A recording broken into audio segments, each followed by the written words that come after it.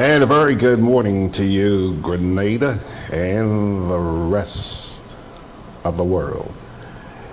I'm not going to sit here and tell you it's a beautiful morning here in St. George. It's totally overcast. Actually, we did have some showers overnight, heavy at times. It's not raining now, but it certainly does look like we could have some rain. I don't think it's ended, but certainly hope that in your neck of the woods, you're feeling content, happy to be alive, and thankful, okay?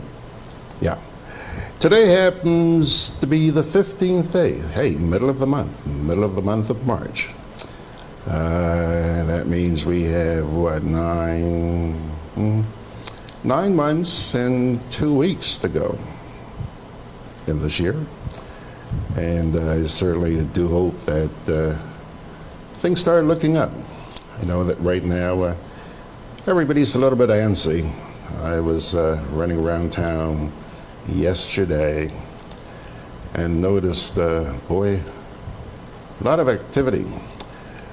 Went to a pharmacy to get some medication.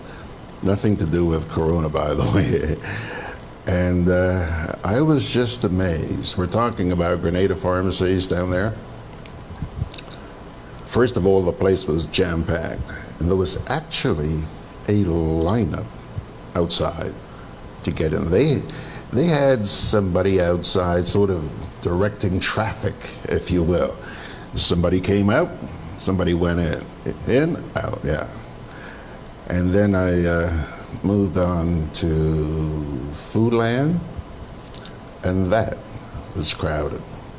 Long lines at the checkout center, and quite a few of the shelves were bare. And that was about 10 o'clock yesterday morning. Yeah.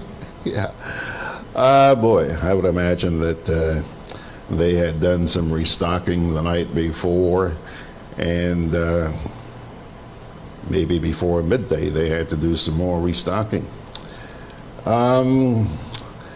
One thing I did not do is check the section with toilet paper, and I'll tell you why, man.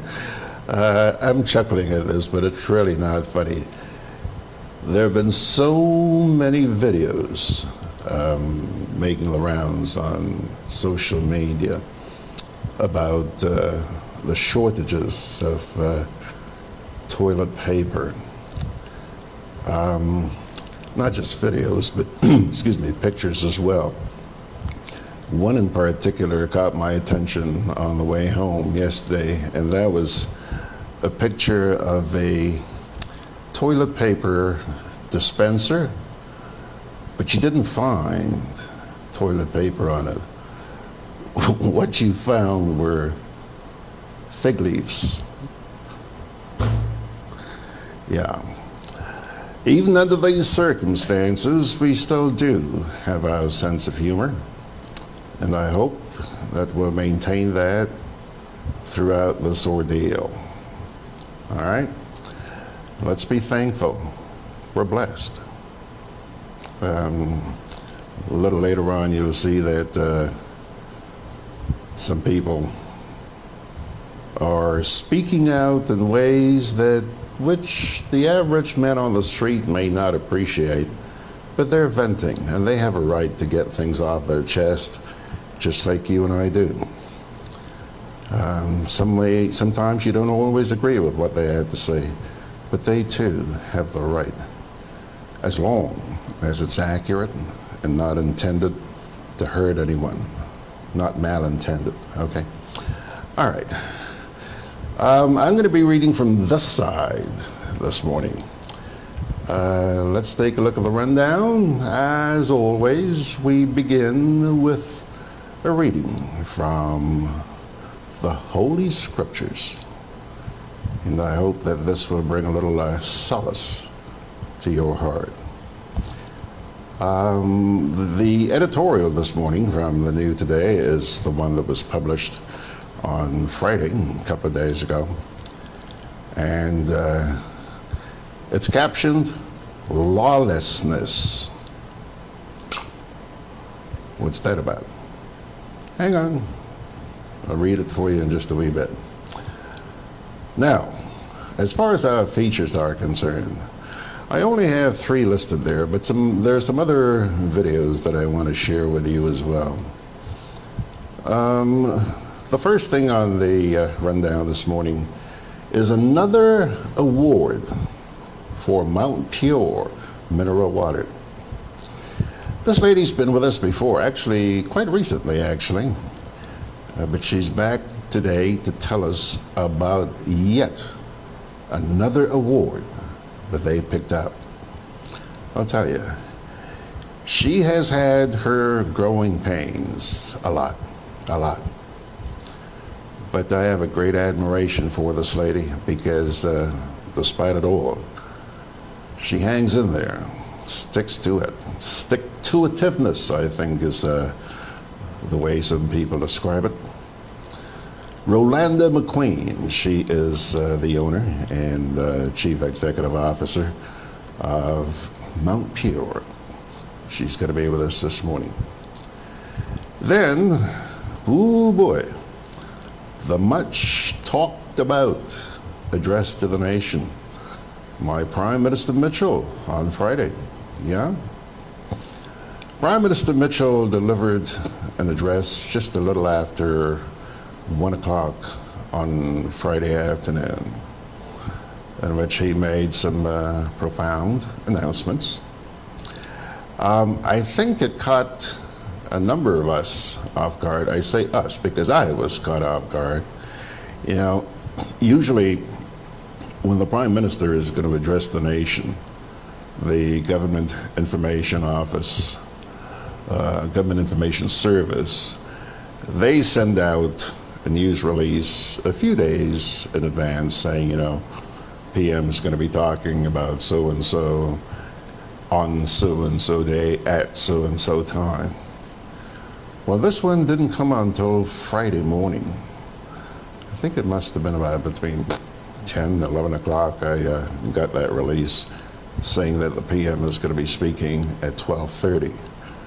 Well, as it happened, he didn't deliver the address or statement until about 10 after 1 or so. And I'm going to play that for those of you this morning. I'm sure you've seen snippets of it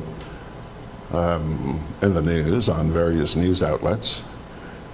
But I think it's important that you hear the whole thing. It's only about 10 minutes long, 10 and a half minutes long.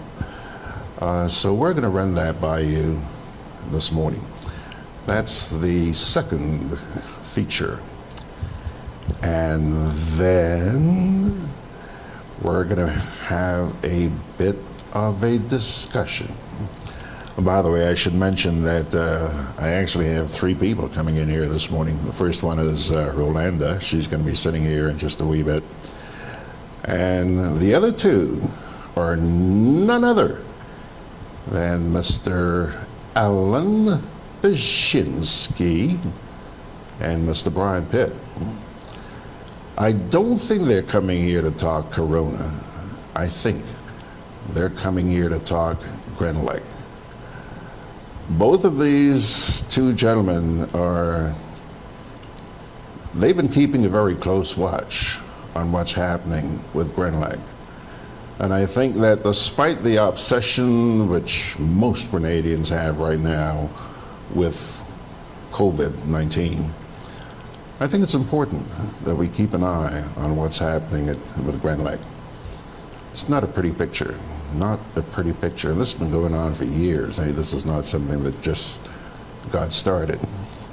So I have invited these 2 gentlemen, because they've been following this thing so closely, I've invited them to actually come and sit here and have a discussion. I'm going to be like a bystander here this morning, just sort of moderating things. But they're going to be in here at about 11 o'clock this morning, okay?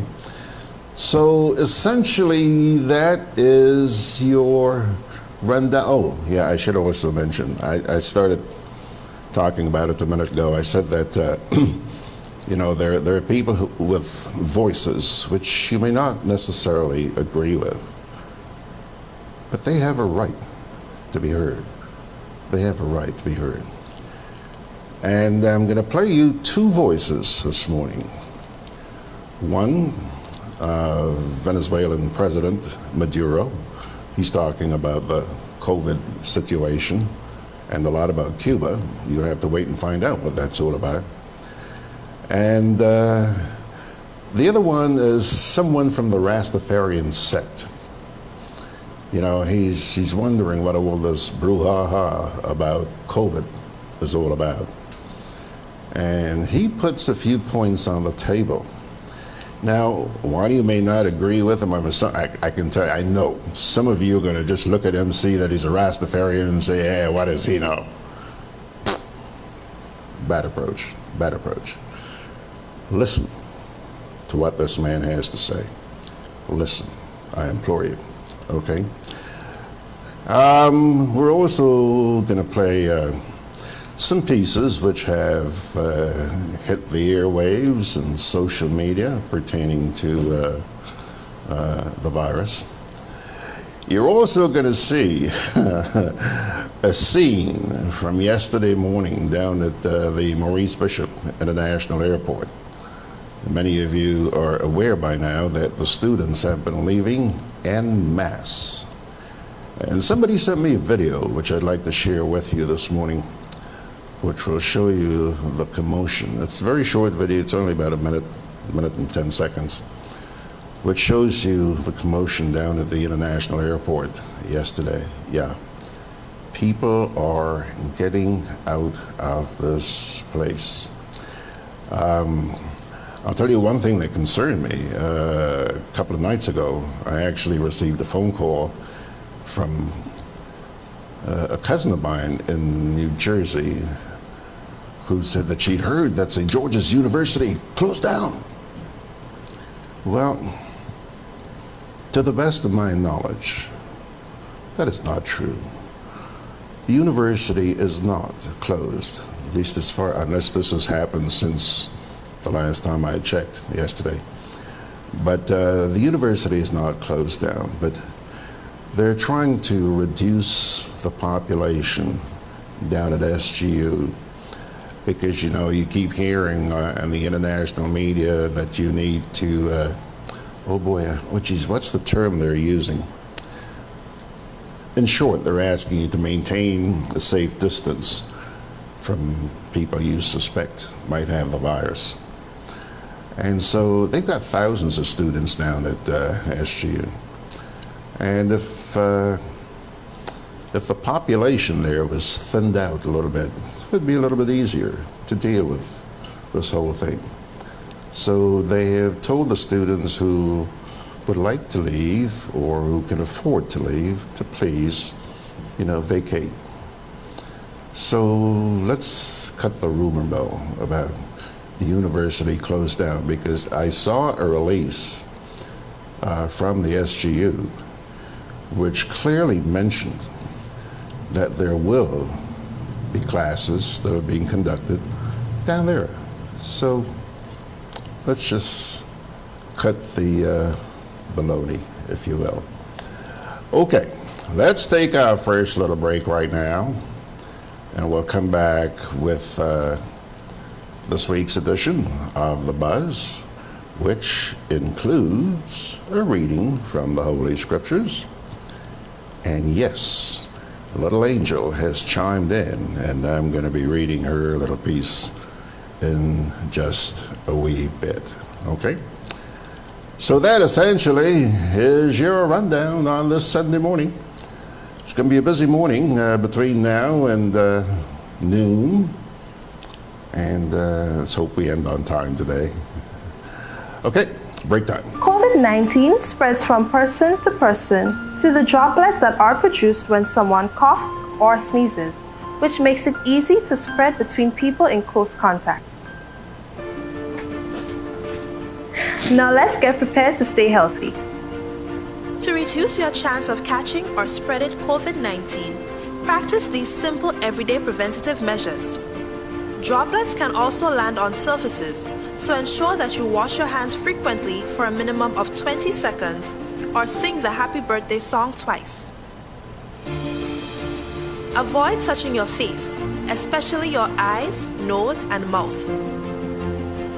If soap and water are not readily available, use an alcohol-based hand sanitizer with an alcohol content between 60 and 90%. 70% is ideal. When you cough or sneeze, cover your nose and mouth with a flexed elbow or a tissue. Dispose of the tissue immediately and then wash your hands. If you notice someone has a fever and cough or other symptoms of respiratory illness, avoid close contact when possible. Let's all do our part to ensure that each and every Grenadian remains healthy. Our health is our collective responsibility.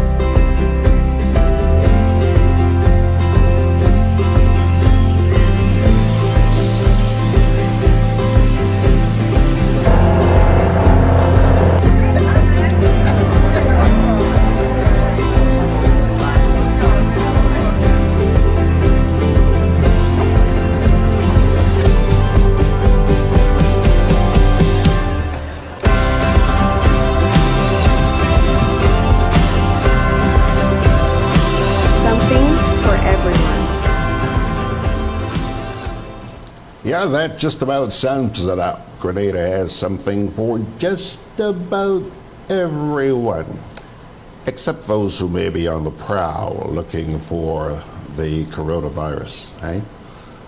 Fingers crossed. All right, so far I have not said hi to you folks on social media this morning, and I see that you guys are very active already. Let me take a look. I see some familiar names there that make me really, really happy. Good morning, Peter Bishop. He's saying good morning from Long Island and asking that we all have a great day. Auntie Arello is saying good morning and a happy Sunday to every one of us. John Franco says, whoa, are you quick on the draw? Good morning from Florida, where toilet paper is a hot commodity. I'm not surprised to hear that. You know, one of the pictures I saw yesterday that was so funny, somebody, I don't remember the exact caption, but essentially it said, you know, I'm not chasing after toilet paper or words to that effect. He or she just brought one big roll, and this roll should last them for the rest of the year at least. Yeah. Anthony the Reg says, God bless you all in these trying times. Let not your heart be troubled. No better advice could I find. Anthony, thank you so much. I think I'm going to need specs. I'm having a tough time reading here this morning. Ryan Jabon saying a pleasant morning. Kathleen Thomas, yes, Kathleen saying good morning. Hello, Grenada Sunshine. Blessed day, everyone, she says. Kishan Francis. Hello, Kishan. Well, since you put your nose in there, I'm going to tell them about you, Kishan. Let me tell you. This guy is one of my IT guys. Kashawn was here, sitting in this chair, up until about 2 o'clock, 2:30 this morning. Yeah. First of all, I have not slept a wink overnight, okay, because I was wondering what to do. I had and still have an issue with my teleprompter. That's why you see me looking over here to read rather than looking straight into the camera to read. So I was just befuddled as to how I would handle this morning's program, but I just hope you don't mind me looking over there. But anyhow, Kashawn was busy at work.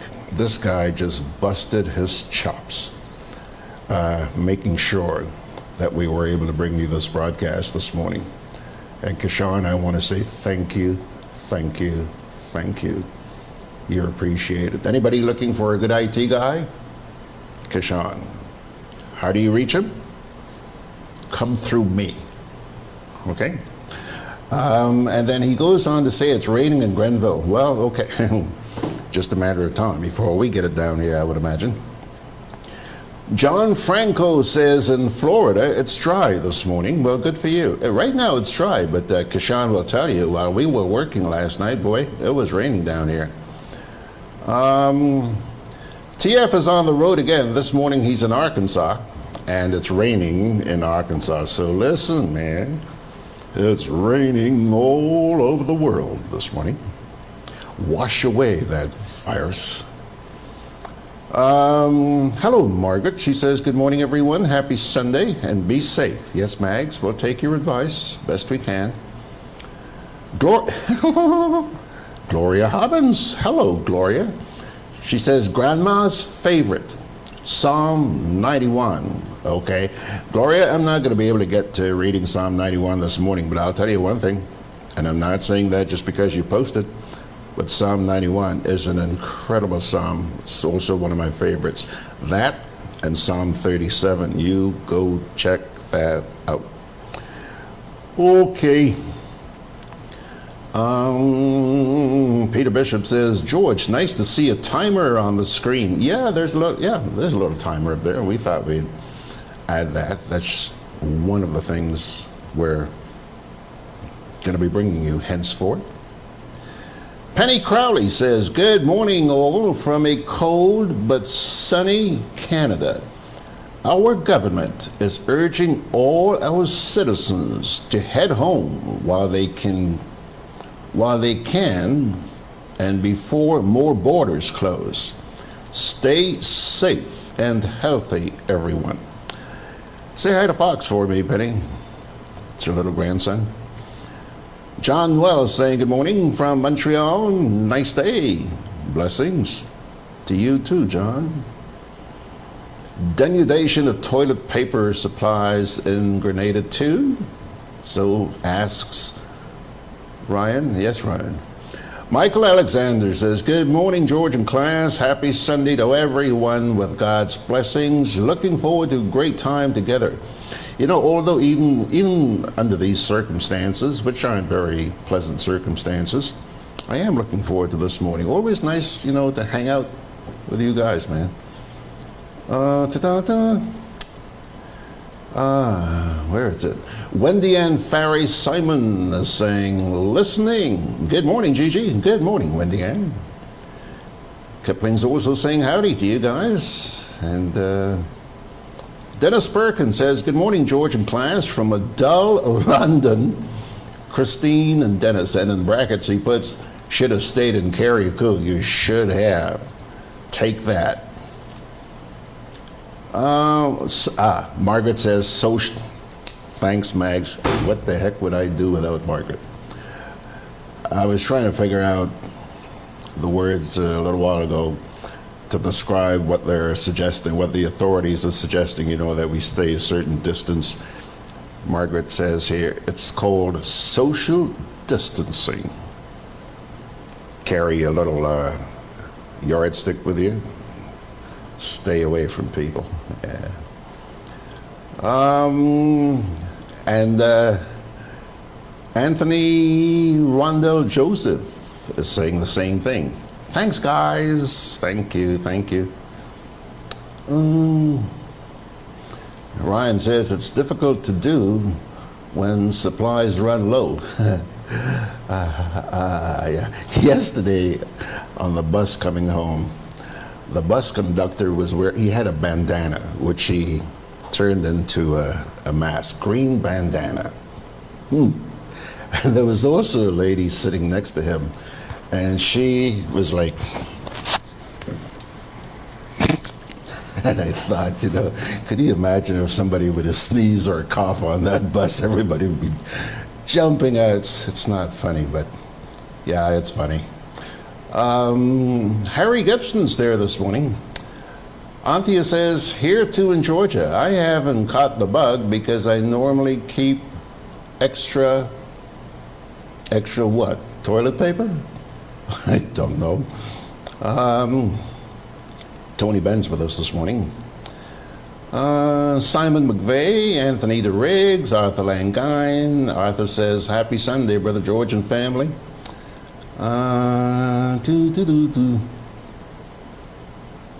Lydia James, Lincoln Depperdine, Michael Gilligan, Nick Cox, Roger Mitchell. Let's see here.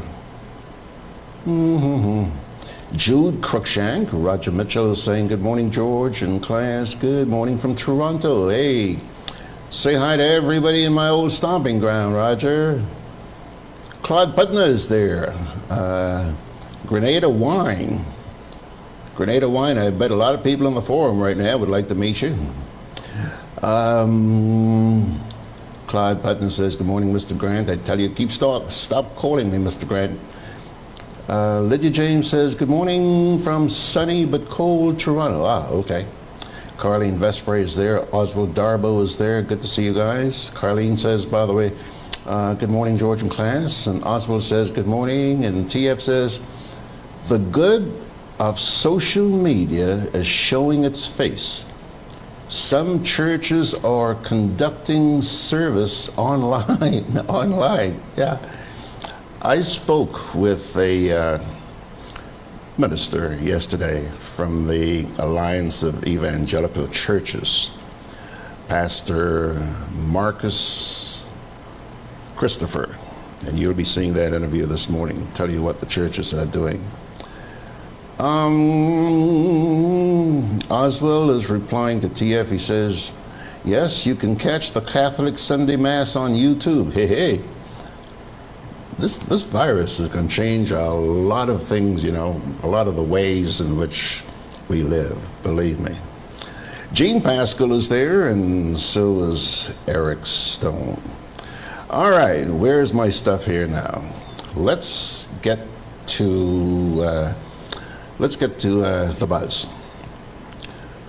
Your opening scripture this morning comes to you from the book of Matthew. Gloria, I hope this one will be acceptable to you.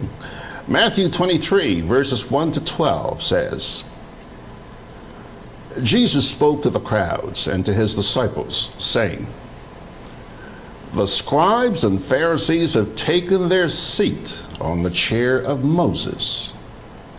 Therefore, do and observe all things, whatever they tell you, but do not follow their example. Jesus talking here. For they preach, but they do not practice. They tie up heavy burdens, hard to carry, and lay them on people's shoulders, but they will not lift a finger to move them.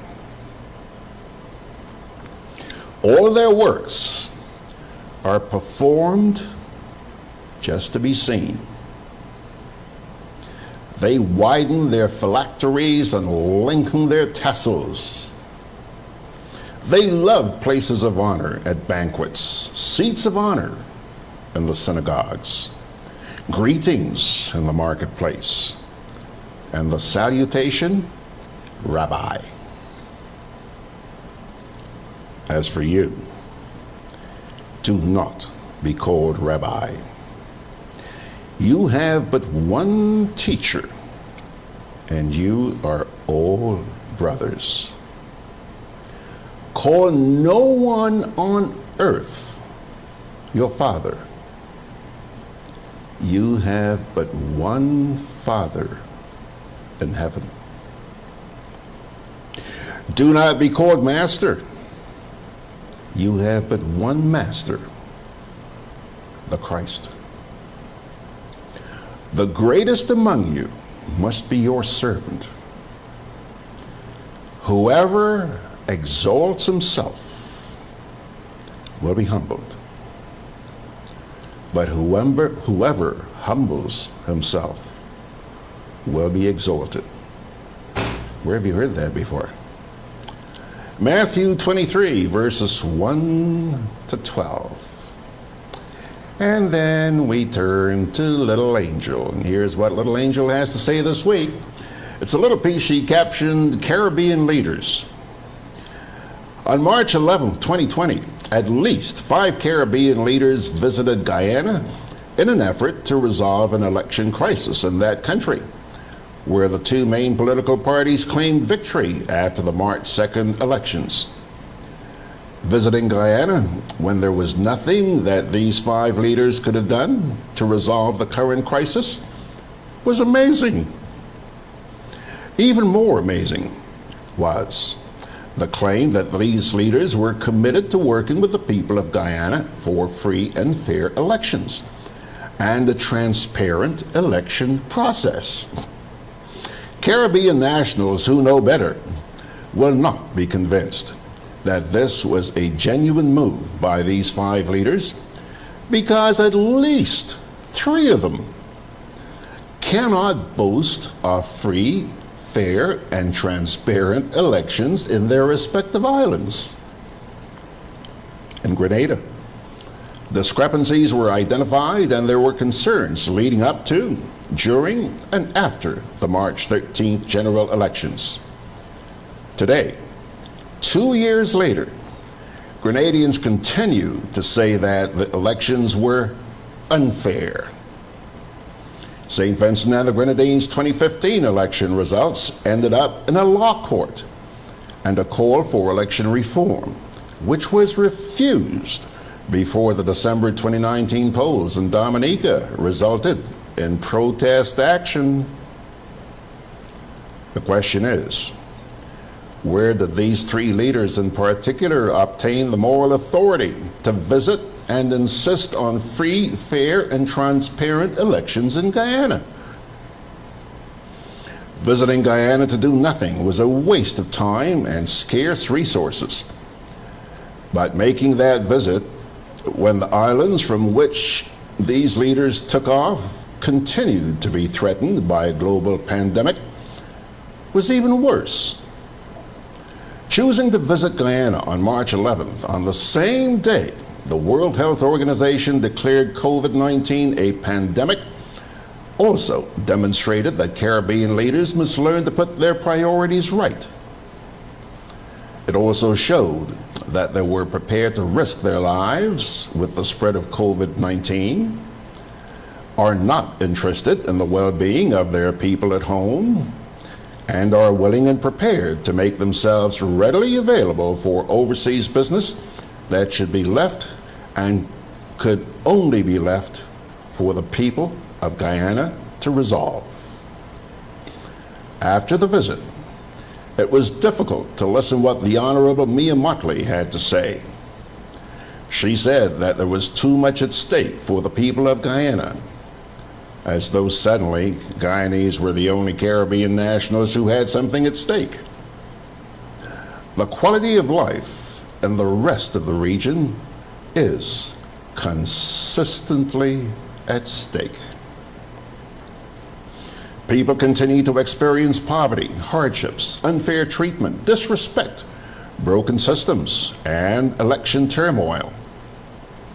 The election process in the Caribbean has been in dire need of reform for much too long. Corruption is rampant. Healthcare, education, and the justice systems are in shambles. Yet, 5 Caribbean leaders found it fitting to visit one Caribbean country when the current circumstances dictated that the country be left alone. Prime Minister Motley also referred to the Caribbean as a family. She may have forgotten that families are expected to unite and are supposed to look after all of its members, not just one whenever it suited 5 Caribbean leaders. Refusing to stand by and witness suffering in the Caribbean should not be limited to that of election results in potentially oil-rich Guyana. Suffering within the Caribbean is widespread. It involves economic woes, lack of employment, high taxes, discrimination, violation of human rights, victimization, and threats to democracy. Addressing these are just as important for stability within the region as it is for stability in Guyana. Prime Minister Motley also implied that it doesn't matter who ends up being president of Guyana, and she will have a hard time obtaining support from Caribbean people for that statement. The choice of president, prime minister, or leader of a country matters the most. The choice of the individual is critical for small and vulnerable states like those of the Caribbean, including Guyana especially, now when that country is on the verge of becoming oil rich. There were other statements which the CARICOM leader made that were noteworthy. She said that every vote must be counted. She also referred to adhering not only to the law, but to the spirit of the law. She stressed how important it was for the people of Guyana to understand that it was only through a transparent and open process that they could move forward, and that Guyana must make every Guyanese a winner. These statements are just as applicable to all Caribbean leaders and people. Openness, transparency, and honesty are the preferred choices for the region, which must make every Caribbean national a winner. Signed, Little Angel. All righty, folks, all righty. Let me take another peek and see who is showing up a little bit late in the classroom this morning. Where are we? I told you I need specs. Okay. Tony Ben says, the church still won the money. This is in reference to what we were talking about a little while ago, where we were talking about the church is now holding their services online. Good morning, Sylvania, or Sylvanie Noel. Margaret says, yep. Did you see the story about Chicago O'Hare Airport and the crowded conditions with passengers waiting to be screened? Couldn't get closer than that. Sure recipe for spread. I don't even want to think about it, Mags. Ronald Narcisse, I think it is there. Jackie O is saying good morning to you guys. Ian Blakey and Anthony Charles, good morning, guys. Jackie O, Melvon Coutain, Hamlet Mark. Okie dokie, guys. Deborah, hello Debbie, good to see you. Deborah Parker Stratus Robinson, Mashida Phillip. My goodness, what a lineup there this morning. Candy Wildman says it appears that those leaders went to Guyana to look after their interests. Okay. Ken Youngblood says good morning. Long time. Good morning, George. Yeah, well, good morning to you too, Ken. Ryan says, OECS leaders in Guyana politics? Pot calling kettle black. Hope no virus contact. Deborah says, good morning, George. Still here, no virus. Stay safe. Keep praying for us, Debs. OP is saying good morning. Hello, Keith Roberts is there this morning too. That's another of our IT guys who works so diligently to make sure that this program gets out to you. You know the challenges we've had. These are the guys, Keith and Kishan. These are the K and K, 2K, 2G. Michael Alexander says, well said, little angel. Keep up the good work, sister. Michael, I'm sure you made her very happy. Roger Mitchell says, little angel, great piece as usual. Couldn't have said it any better. See, little angel, they appreciate it, man. John Crow, wow, John Crow is there this morning. Philip Thorne is saying good morning from the good old USA. Lindy Antoine Charles is saying good morning. Josephine Blanche, Miss Shida Phillip. Carol, oh my God. South Africa? South Africa? Carol, it is so delightful to hear from, not South Africa, she's in Italy, I'm sorry. Carol is from South Africa, but she is married to someone, and they live with her beautiful little daughter in Italy. Nice to see you, Carol. And she's referring to Italy as lockdown Italy. Yeah, you guys are having a tough time, I understand. This too shall pass. Nick Cox says, people like to give the churches a bad name. Every organization needs money to operate. And yes, every organization type has good and bad. Do not paint with a broad brush. Okay, Nick, I hope they're listening. Burgess McPhee and Ken Youngblood are there. Okay. All right, pilgrims, we're going to take another little break here. Second block this morning. And we shall return in just a wee bit with the editorial from the New Today.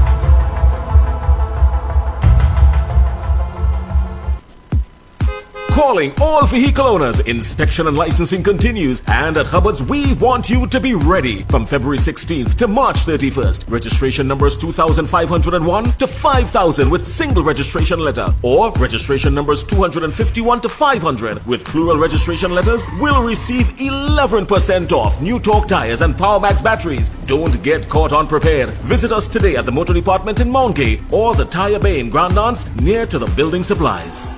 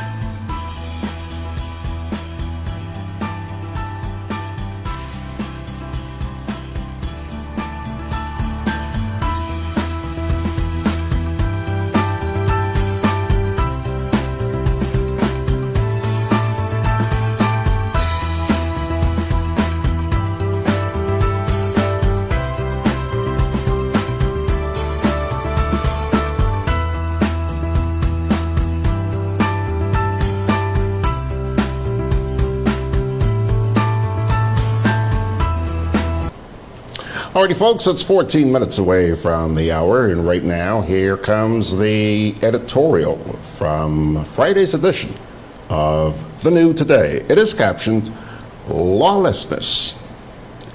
The New Today is calling for a totally independent investigation into what appears to be a gasoline gate scandal within the Royal Grenada Police Force, in light of credible information received that some officers are abusing the traveling allowances provided by the state to public officers.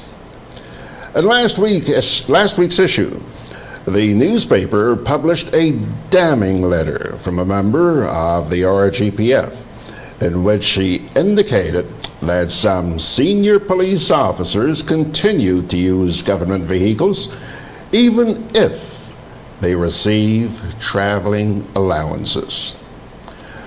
The letter identified TU5 as one of the vehicles that regularly fills up at the police gas pump on the Carnage for the use of a senior cop who is known to be enjoying the travel allowance perks.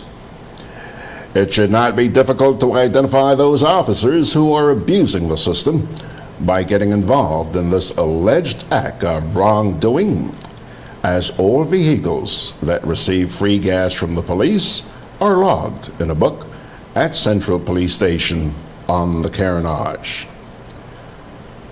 The newspaper article generated quite a stir within the RGPF, and several police officers provided us with a list of other persons who were abusing the system, including, of all places, the Financial Intelligence Unit, which should be probing into criminal activities of a financial nature. This is a serious allegation of wrongdoing involving police officers at the expense of the taxpayers of the country, and the police themselves, or even the FIU, should not be asked to probe into wrongdoing involving their peers, but to get a totally independent body to handle this matter in the name of transparency. It begs the question, who guards the guard? The FIU has now been brought into public disrepute if any of its members are engaged in the gasoline gate scandal. The New Today has no confidence in the very compromised Integrity Commission taking charge of this kind of investigation that is needed from an independent body to delve into the police force. This alleged wrongdoing by some members of the force is very similar to the cell phone gate scandal involving certain known persons who are not even on government's payroll, like ex-Senator Sheldon Scott, who raked up a bill of $70,000 in just 3 months. The Keith Mitchell-led government has not been fair to the taxpayers of the country with the kind of so-called investigation that took place into the cell phone gate affair. Several months later, the regime in power has failed to provide any information to the public on the exact amount of monies that were pilfered from the coffers of the Treasury by those caught in the act of wrongdoing. The public has also been kept totally in the dark on whether a repayment plan has been put in place by government to recover the financial losses suffered by the public at the hands of Senator Scott and others. It is time for the senators of the main opposition National Democratic Congress to start asking some serious questions in the upper house to get answers and information in the national interest on the status of cell phone gate. If the senators are not capable of putting together questions of substance, then the NDC should use its experienced members of Parliament to help draft those questions to be put to the leader of government business in the Senate, Senator Simon Steele, to provide the people with all the answers on cell phone gate. Dr. Mitchell and his NNP control all 15 seats in the lower house of Parliament and will not be inclined to give out pertinent information to the public on the issue, which they hope will go away from the minds of Grenadians. This gasoline issue appears to be just the tip of the iceberg when it comes to alleged wrongdoing involving police officers. Another of the stinging accusations in the letter from a member of the RGPF concerns the criminal offense of rape and other acts of sexual assault by some members of the force in khaki clothes, okay, on a number of female officers. This is nothing new, but the problem is that the High Command often respond by choosing to sweep this criminal act involving its own under the carpet. A number of women in the force have told their stories to other women and close confidants about those officers who raped them, but are reluctant to come forward out of fear of reprisals and victimization. There is also a vexing issue in the force among those holding the rank of Assistant Superintendent of Police, ASP, who feel a sense of injustice as no attempt is being seemingly made to appoint them on promotion to fill the vacant positions. Our information is that vacancies exist within the RGPF for approximately 17 superintendents, and officers are being overlooked and denied the opportunity to be elevated to occupy those vacant positions and to regularize the situation within the force. Does the Acting Commissioner of Police, Edwin Martin, and the Minister of National Security, who is Prime Minister Mitchell, expect to get the best out of some of the police officers when they are being treated unfairly and their concerns are not being addressed? Finally, there is a great deal of unhappiness within the force at a time when certain ugly crimes are taking place, especially burglary. A case in point is last weekend's murder of Coleman Redhead, when a person or persons unknown broke into his apartment at Ross Point Inn in Belmont to commit a crime and killed him in the process. It's time to bring this lawlessness in the state,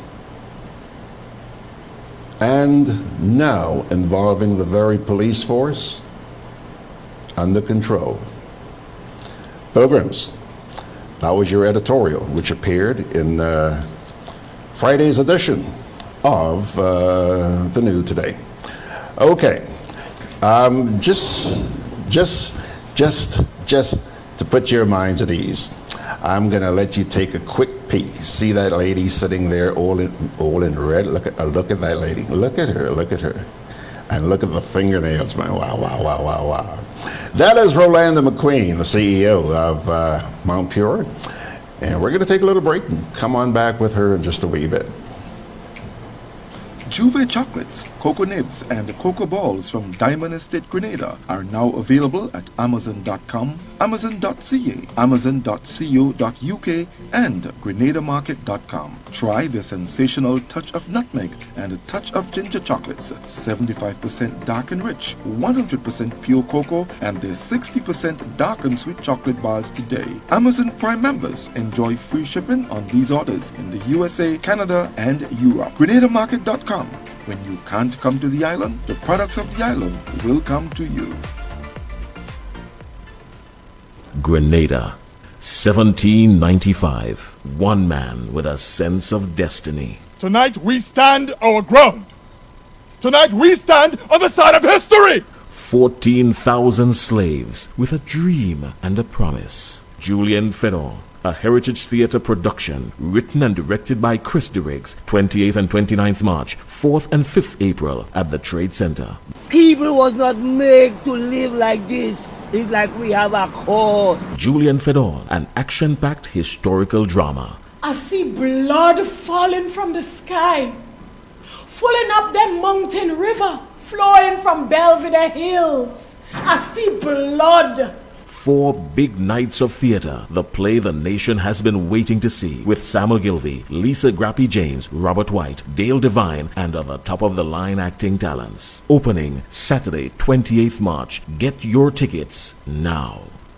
Conveniently located in the GRENADA Shopping Center, for over 40 years, Food Fair has provided quality service at affordable prices. Now, grocery shopping is made easier and more convenient from the Food Fair web store. Hey, babe. Listen, I need you to go down to Food Fair to get some groceries. All right, no problem. Right away. Thanks, babe. What are you doing? You're supposed to be going Food Fair to get a grocery, man. I am, but didn't you know you can order your groceries online from the Food Fair web store? Are you serious? Of course. All you have to do is just to log on to www.foodfair.gd with credit card in hand, and with an order of $100 or more, Food Fair Grenans will deliver up to 3 miles away. And you don't even have to worry about your information, you know. Their safety measures are excellent. So hold on. You just order online and Food Fair will deliver to you? Yep, But baby, better hurry up and order, man. I already did. They should be here any minute now. Enjoy easy online shopping anytime from your home or office from the Food Fair web store. Food Fair, where you can fill your baskets without emptying your pockets. Hey, Lynn. Hey, neighbor. Here's the bill I asked you to pay for me. How did you get your electricity bill to be so low? For one, we size our transformers just for what we need. And we unplug transformers, chargers, and other devices when they're not in use. We also replaced our light bulbs with LEDs. They burn less energy, right? Much less. I even replaced the seal on my refrigerator door to keep the cold air in. And Grenlec is always advising us not to open the fridge too often. That's right. And my family washes and irons in bulk.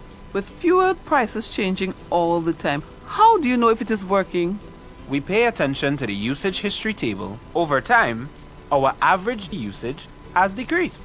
So while Grenada can't control fuel prices, I can conserve energy and save money. Grenlec, energizing our Grenada.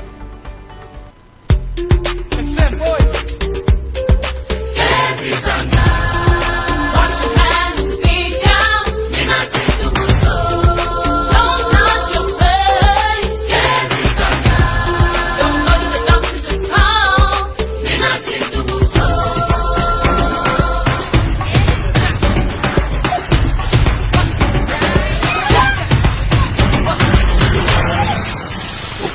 Corona, que disease, corona.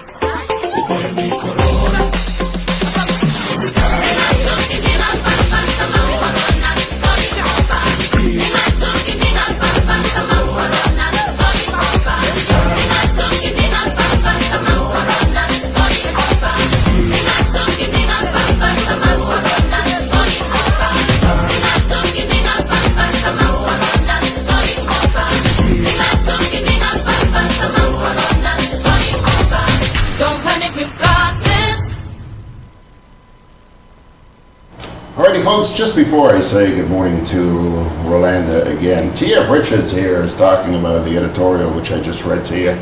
He says, there's no wrongdoing in the police force. How can it be wrongdoing when it's just business as usual under this government? I was a member of this noble institution for 23 years, and it's just sad. But it's nothing new.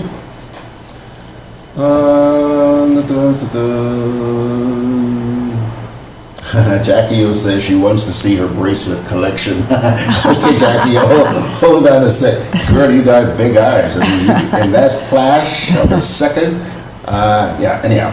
Let's say good morning now to Rolanda McQueen. There she is. How are you, young lady? Good to see you. Good morning, and thank you for having me back again. I really appreciate it. I mean, I think the last time you were here, I told you could come anytime you want. And this time you have another. The last time you were here, you were talking about an award, weren't you? Yes, we got the bronze for one of the best bottled water in the world, and we went back again this year, and we got silver for the best sparkling water in the world. So next year, gold? We are going for gold. Yeah, we are going for gold. We were hoping to bring back 2 medals this year, but it is so difficult trying to enter into these international competitions. Because as you know, we are competing against giants. And obviously they do not want us to shuffle their feathers. Okay. But we went in. It was very difficult. When the water got into America, we had to pay a taxi nearly 1,000 US to take it to the competition. But we persuaded and we got there. And we came home with silver. What does it mean to you? It means, I hope it means more to Grenadians than it means to me. Okay. Because as I really believe in my island, and there is a love that I have for it, and all the things that have been taught to me growing up as a child that I think we have lost. And I hope it really bring back, rather than pure Grenada, it should be proud Grenada. Because I know as a people we are very proud, and I just want them to be proud. I want any little girl out there know that I come from a village. I didn't been to go to university, and if I can do that for my island, they can do it too. So, I think the youngsters today need a lot of encouragement, which they just aren't getting from places where you would expect them to get it to. Yes. And we have a lot of potential, don't we? Oh, we do. I mean, at the moment I'm working with a young girl that we are using all our natural products, and he has tested to kill E. coli. And we are working together. There is lots of us out there, but there just isn't enough opportunity. But I hope now with the coronavirus, we will realize we cannot rely on the West, because now we can see every man for themselves. And we now, our water is sold out totally, because people are realizing they cannot just put in anything in their body. And that is the reason why I always encourage people to read. We have the natural stuff on the island. Now they don't want the foreign tea anymore. Now everybody running back and drinking the black sage and the and the bay leaf and the cinnamon. And this is things we should be promoting. I mean, the soursop, the prices that it sells for. Let us get together. Let us stop relying on the West.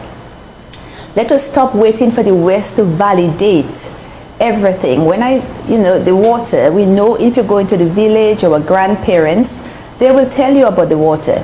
But then in Grenada, they're saying, oh, you cannot make, that's this bubbles coming out. You cannot make the claims because the West give regulation of what we should say about our products and what we cannot say. Let us stop that. Now we have the coronavirus. The West don't worry, we can say anything. The West don't worry about us. We can see what they have done by taking all the students away, all the people away. I can leave anytime as well because I've got a British passport. So let us go back to what we know. Let us drink our pure water. Let us drink our eat our healthy food. And let us stop listening and keep saying, we have to do that. We have to do this regulation. We have survived for a generation and we can continue doing it. And let us use our product. If you do not support us, the small businesses, then we will go down, So we have to, now they're relying on us. Now if the boat stop or the port stop, what is going to happen?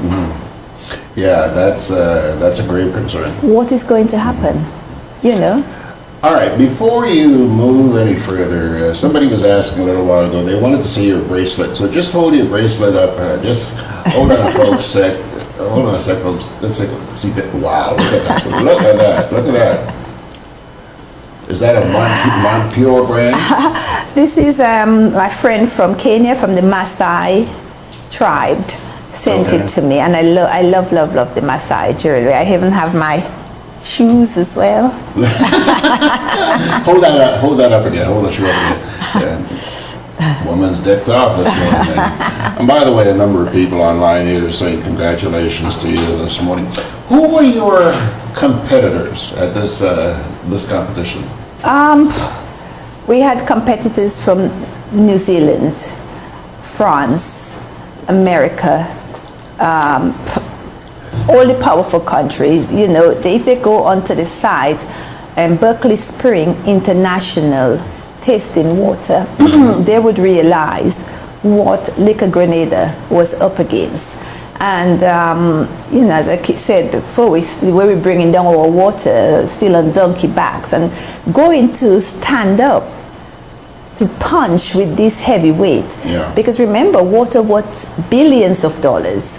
So when they get that type of award, they go out there and they make money. You know, water is one of what everybody wants, and especially clean water.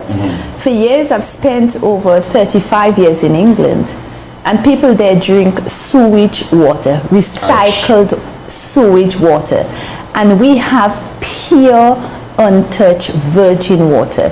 I really want the people to appreciate that, and I really want Grenadians to come together and let us secure our sources and do not take it for granted. Do not believe that if we do not look after it, it will always be there. It won't. The source has been there for over 120 years, untouched. Please, you know, please, let us take it for something that is not guaranteed. I went to a restaurant, I wouldn't call the name, and the small bottle is a foreign restaurant in Grenada. They are selling the water for $15 a bottle. Excuse me? $15. I thought they made a mistake. The big 1.5, $25 a bottle. I bought a bottle and I bought it back to my staff. And I said, this is what, because they know what we've got and they appreciate it. How $15 for the small bottle of Monk Pure water. Your water? Yes, that's what I thought as well. $15 per bottle in Grenada. Isn't that depriving you of sales? No, because I've always said I'm going to keep it at a price that my people can enjoy. You know, it is easy. Yeah, but I mean, when I walk into a restaurant or whatever and I can't pay $15 for a bottle of water, you lose a sale. Well, no, but what you have to do is to go to the local supermarket and purchase it from there. Okay. Yeah, go to your corner shop, go to the, you know, a Grenadian person and buy it from the local people. Okay. Yeah. All right. Rolanda, we don't have an awful lot of time this morning, but, you know, I'm sitting here listening to you, and I realize that, one, you pick up a bronze award at an international competition, and then you come back to back silver. You got to be doing something right. Let's talk about your branding. What's resulting in that sort of success? You cannot brand if you're not proud. I cannot sell something if I'm not proud of it. And remember, I go back again, I listen to the history behind it. I know the history of the water, the people from the village, my grandparents, if you go up where the water is coming from, they speak about it. So I have confidence in it. The healing benefits is not something I came up with and say, oh, well, you know, we're going to say this. There is proof. So I'm selling what was passed on to me. So it's not new. People that know the source, what I'm saying is nothing new to them. What I'm doing is bringing it to the people. And I've heard you speak very highly in the past about your staff. Yes. Okay. You must go through a pretty stringent selection process. I have to say, thank God for the Cubans. Because it's very difficult to work with people that in their 40s and 50s that has never held a full-time job. Most people, what I find, they had worked in maybe in the construction industry, or they had a part-time job somewhere. So it's like working, and it's no disrespect to my people, it's like working with teenagers. So you have to teach them everything. If they think sometimes it's fine to phone up and say, I'm not coming to work today because I have to take my girlfriend out. And I wouldn't, I wouldn't get rid of them. You know, I'm really trying my best to work with them. Whereas I have some Cubans worker and they are there Monday to Sunday if I need them. But I think most of my people, not all of them, think working hours is from 8 to 4 and anything beyond it does not exist. But as I say, when you look back and you say, how many jobs has you had? Most people hasn't got job experience. So then you also have to go through a training process. I have to go through a training process. Now I have 2 people that's from England. I'm trying to help them, get them in so they could customer service. That is something that we are lacking in. Big time. So I'm getting, and I think most of the time the way they react is because they are shy. So they take it as people are attacking them, and sometimes when you even hear sometimes how the way some of the politicians speak in such an aggressive way, sometimes I have to say to some of my my staff, if you speak that way, people think you want to fight, but it's not a fight. So but we have a very nice rapport. I have a great team, and what I want them to realize, you can stay in Grenada and you can make money. It's just making money in Grenada is not for the chosen few. And we have a board that I make them write on to see where they want to be in a few years. Some people say they want to have their home, they want to buy a new car, they want to go on holiday. So let them dreams. I think people stop dreaming, and I want us to start dreaming again. So let us start going for the sky. I recall the very first time you were here, you were talking to me about the need for the creation of a more enabling environment for indigenous business. Now that was quite some time ago. Yes. Have you seen any headway made in that area? No. But I am going to keep trying. As you know, I'm in court at the moment with Spice Mass. I'm going to see it through, and I know it will open the road for new businesses. A lot of people out there think I'm doing it for myself, but Montpure, at the moment we cannot afford to take any more customers. So customers that want the water is on a waiting list. I'm doing it for the Grenadian people that want to have a bite of the mango. So we all would have the opportunity to take part, to participate, to, if there is something coming up, we could bid, we can try and make something, we can grow, we can help each other. Because when we give the business to outside investors, they're taking the money out and still leaving us struggling here, and we have to get rid of that slave mentality that we cannot do it. We can do it. And up in our plant, we work up until 2 o'clock every night, because I've heard lots of the hotelians saying they would want to buy from us, but we cannot produce. And we are saying to them, yes, we can. Give us the opportunity. And we still have our little, it's not perfect the way I want it to be, but we are getting there. We are getting there. And I'm bringing in people. As I said, the Cubans has a totally different mentality about work. I mean, you could see in our hospital all around us. And they are helping me to train my Grenadian people that how it has to be. Most people say it's not my job to train people, the government, but we are one. And if we're looking for other people to do it, it will never happen. Okay, so training is obviously one of the enablers you like to see, okay? I would imagine finance is another.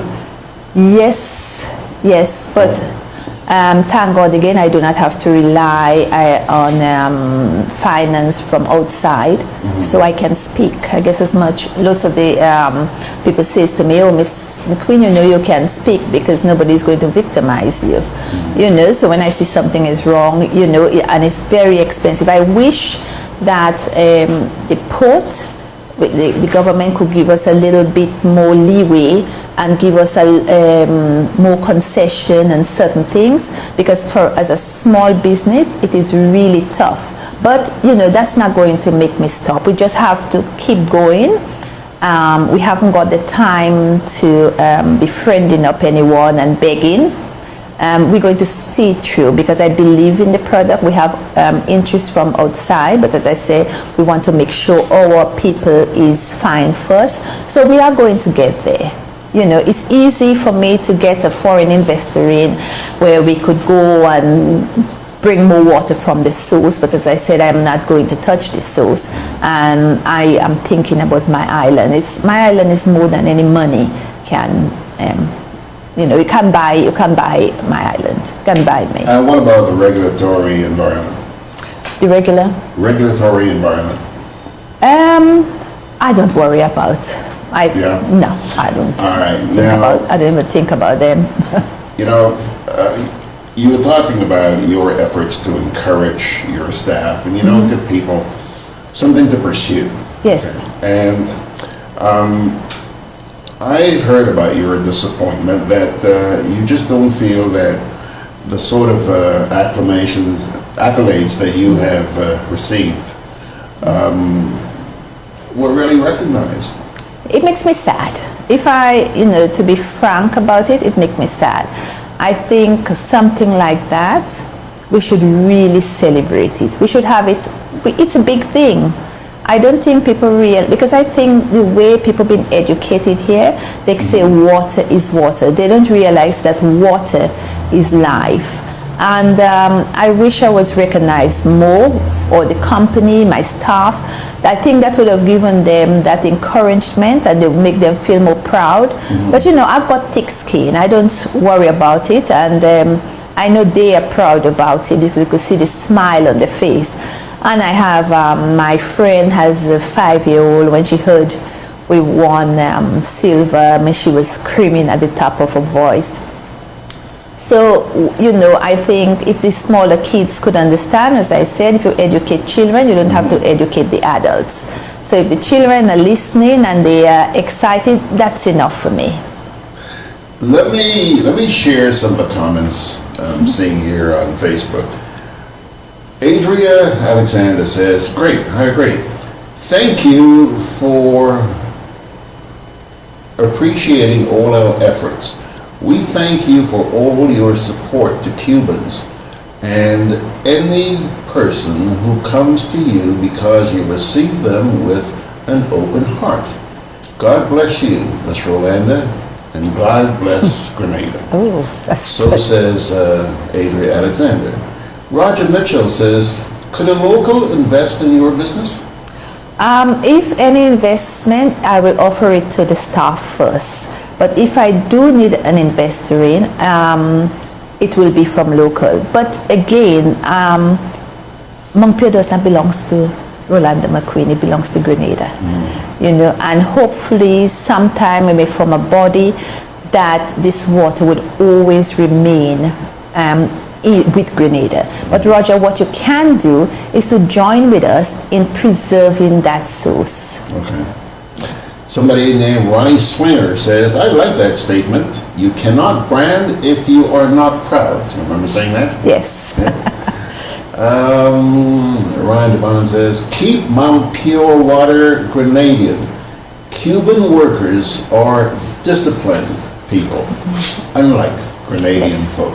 Yes, I totally agree with that. Thank God for the Cubans. Otherwise, I think I would have lost my money already. T.F. Richard says, let's see here.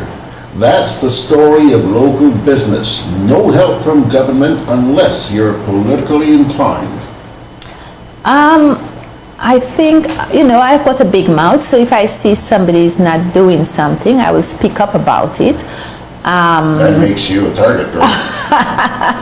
Well, if it has to be, then it may be. But I wouldn't sit around. I haven't had anyone saying that, I cannot. But I will. As I say, I'm using my own money. Lots of people that has lots more money than me are not investing. I'm investing, so I think I have the right to speak. Roger Mitchell says, you make me proud. I feel good, Roger. Sometimes I wish, being an entrepreneur is quite lonely, and sometimes you wonder, am I doing the right thing? And when I have Grenadians saying that to me, it really touches my heart. I feel really, really good when my people say, go on, I'm behind you, they are proud. That makes me proud. Fran Swan says, this lady gives me hope for small business ventures in Grenada. Francois, you know, I think I'm getting a bit too emotional. It's not easy, but keep going. And I'm there, you know, as an entrepreneur, if I am right there, you want to pick up the phone, you want to have a chat, you have some difficulties where I can help, I will always sit and speak to any of the business people. I'll give advice. I mean, we also make soursop tea, and I share my tea bags with young people that can't afford or cannot bring in enough, and I'm always willing to help wherever I can, whether it's advice, whether it's sharing, whatever you're doing, I am there, you know. All right. Ryan says, I am eager to taste your Grenadian Mount Pure water. Ryan, let me tell you something. I am nuts about this product, eh? And she walked in here this morning with a couple of bottles, all right? And I'm not ashamed to say this. I didn't think that this thing is aerated, okay? So when you take the cap off, it's gonna, wasn't thinking. And then sitting here with my short pants, soaking wet. Do you know it comes from the ground? This is how it comes from the ground. Yeah? Yeah, it comes from the ground, sparkling. And obviously what we do, we take the sparkle out of it to make it still. But it comes out from the ground with the... sparkle. Yeah. And we do a process where we take the air out of it to make it still. So it's not fair to say it's aerated? No. Okay, so thanks for the correction. Joey Dean says, congratulations to Mount Pure team. And Bernard Gilbert says, you are a real cornerstone to Grenada. Tom Parris says, congratulations to you for a good job. Well, with all those congratulations, Rolanda, we're going to have to pull the plug because got the Prime Minister waiting to come up next. Ooh, lovely. So, yeah, he delivered a statement on Friday. Yes, and I heard it. And for those who were unable to watch, we're going to share that with them this morning. Brilliant. One more comment. Vincent Rubin says, hats off to Miss McQueen. Continue to make Grenada proud. Thank you. Girl, you're going to walk out of here on a cloud this morning. I will. Okie dokie, folks. Thank you, Rolanda, as always, and we look forward to your next visit. Right now, we're going to take another little break, and we'll be right back with Prime Minister Mitchell. I'm always on the move. Training,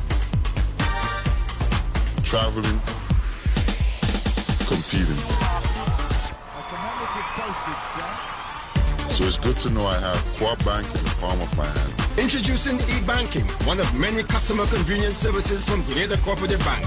And there's more to come. It's swift, simple, and secure. Welcome home.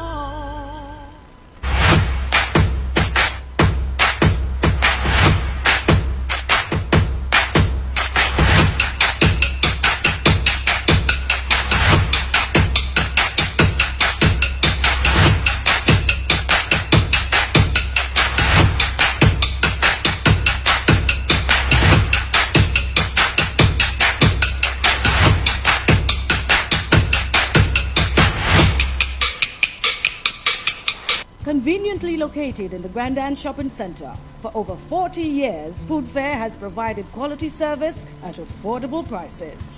Now, grocery shopping is made easier and more convenient from the Food Fair web store. Hey, babe. Listen, I need you to go down to Food Fair to get some groceries. All right, no problem. Right away. Thanks, babe. What are you doing? You're supposed to be going Food Fair to get a grocery, man. I am, but didn't you know you can order your groceries online from the Food Fair web store? Are you serious? Of course. All you have to do is just to log on to www.foodfair.gd with credit card in hand, and with an order of $100 or more, Food Fair Grenada will deliver up to 3 miles away. And you don't even have to worry about your information, you know. Their safety measures are excellent. So hold on. You just order online and Food Fair will deliver to you? Yep. Oh, baby, better hurry up and order, man. I already did. They should be here any minute now. Enjoy easy online shopping anytime from your home or office from the Food Fair web store. Food Fair, where you can fill your baskets without emptying your pockets. You know, folks, I know exactly where this lady is coming from, and I like to provide encouragement to people like her, and I'm so happy to see your reaction out there on social media as well. Thank you so much. Now, as I mentioned earlier on this morning, Prime Minister Mitchell took to the airwaves on Friday, just a little after noon, about 10 after 1, to address the coronavirus situation.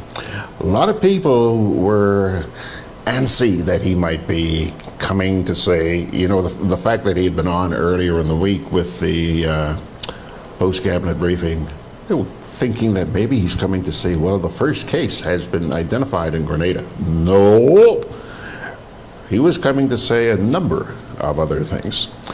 And I want you to listen right now. It only runs about 10 and a half minutes. So check this out. Fellow Grenadians, brothers and sisters. Uh-oh, Allan, you We just have knocked entered me a out. new phase My in camera. managing and preparing for COVID-19 virus. By all available evidence and based on the current trends we have seen in our neighboring islands, we expect that we'll soon see our first case of COVID-19 on the island.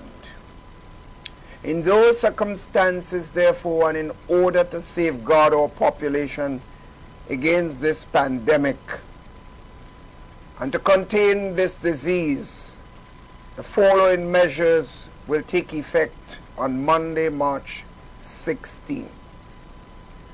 All schools in Grenada, Carriacou, and Pitt Martinique will be closed for 2 weeks in the first instance as a necessary precaution against the contracting or spread of COVID-19. Furthermore, teachers are being asked to work from home from next Wednesday, March 18.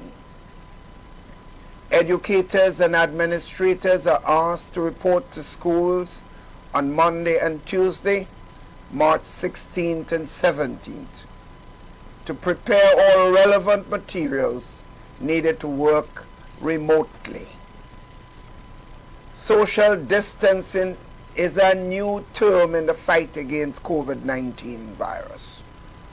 Accordingly to the experts, the virus is contracted from droplets when an infected person speaks, coughs, or sneezes, and either drops on a surface or on a person within 6 feet radius. We are therefore requesting that all public and other social gatherings, such as cultural, religious, and sporting events, cinemas, and other places that people gather, that cannot guarantee a minimum of 6 feet of social distances, be further suspended until further notice. It is paramount that we protect as much as possible all citizens, particularly our elderly, as they are the most susceptible to die in this outbreak. As we can all recall the sad events in the nursing home in Washington, when 29 elderly persons were the first recorded deaths in the United States. We are taking no chances and making no gambles on people's lives. In this regard, therefore, effective immediately, all visits to elderly nursing homes will be suspended until further notice. Those who are receiving at-home care are to exercise extreme caution. We encourage the general population, especially the elderly, to continue to exercise an abundance of caution in every practice, to protect yourselves and your families. Those include constant and proper hand washing with soap and water, or the use of an alcohol-based hand sanitizer, with at least 70% alcohol and disinfecting all surfaces using a mixture of bleach and water. As I stated earlier, social distancing is one of the established best practices in the fight against the community spread of COVID-19 virus. In that regard, we are asking that you refrain from using public transportation when possible. We encourage bus operators to continue to sanitize their buses using the bleach and water mixture. You will see aggressive sanitization measures taking place in public spaces where necessary. While the disease is serious, it is manageable if we all work together. By all accounts, supported by scientific data, 80% of COVID-19 cases exhibit mild symptoms and recover at home. 20% develop more serious illness. The highest risk of serious illness is in the people older than 80 years. People with serious underlying health conditions also are more likely to develop serious outcomes, including death.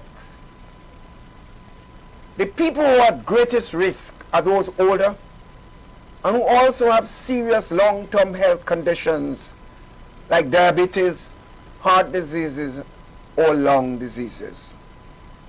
I remind all citizens to continue to exercise an abundance of caution in everyday practices to protect yourselves and your families.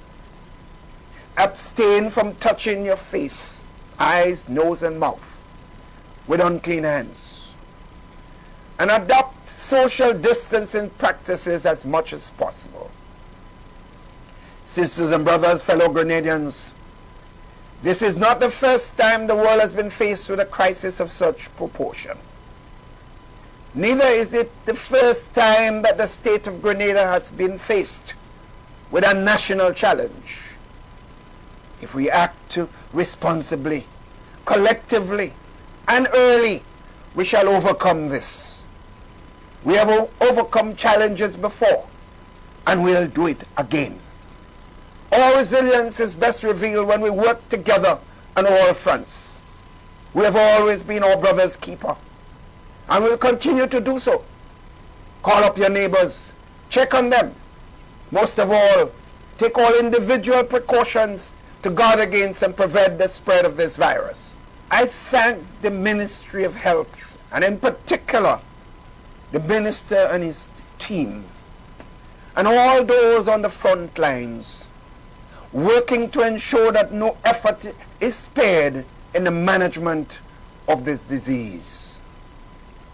Please pay attention to all advisories disseminated by the Ministry of Health and all relevant authorities. Remember, we are all in this together. Government will be speaking with the International Monetary Fund and other international financial agencies and other international partners shortly. And we'll be looking at ways and means to bolster this situation and to keep our economies afloat during and after this crisis. Fellow citizens, I can assure you that government is working aggressively, and we urge all of you to work with us on this. Already we have met with all major stakeholders, and we are assured of their support. The Ministry of Health will continue to lead all efforts and will disseminate updates as necessary. The National Disaster Management Agency has already been activated in coordination with the Ministry of Health and the National Coordinator of COVID-19, Dr. Mitchell. In conclusion, the government of Grenada will continue to monitor developments related to the virus and will review decisions as more information and updates are made available. Remember once again, we are all in this together. May God continue to bless each and every one of you. I thank you. All right, there you have it. That was Prime Minister Mitchell early on Friday afternoon addressing the COVID situation.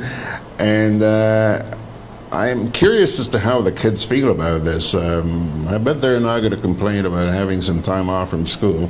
You know, kids will be kids. But just don't get into mischief, hey guys? Just don't get into mischief.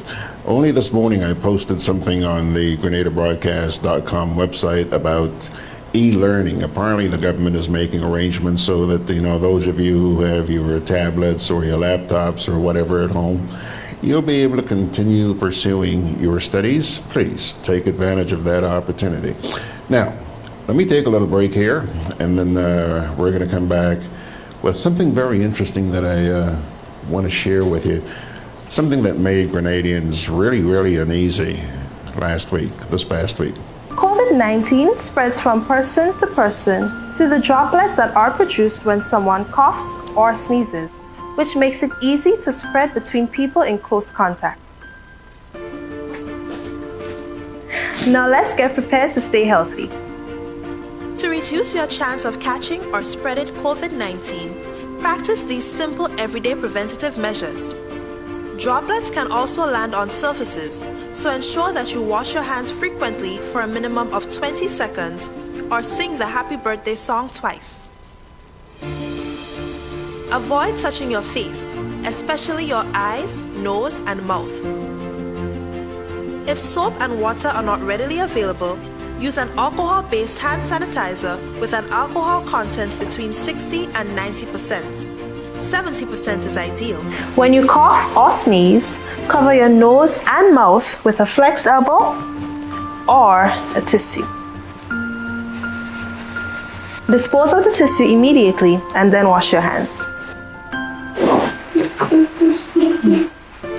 If you notice someone has a fever and cough or other symptoms of respiratory illness, avoid close contact when possible. Let's all do our part to ensure that each and every Grenadian remains healthy. Our health is our collective responsibility.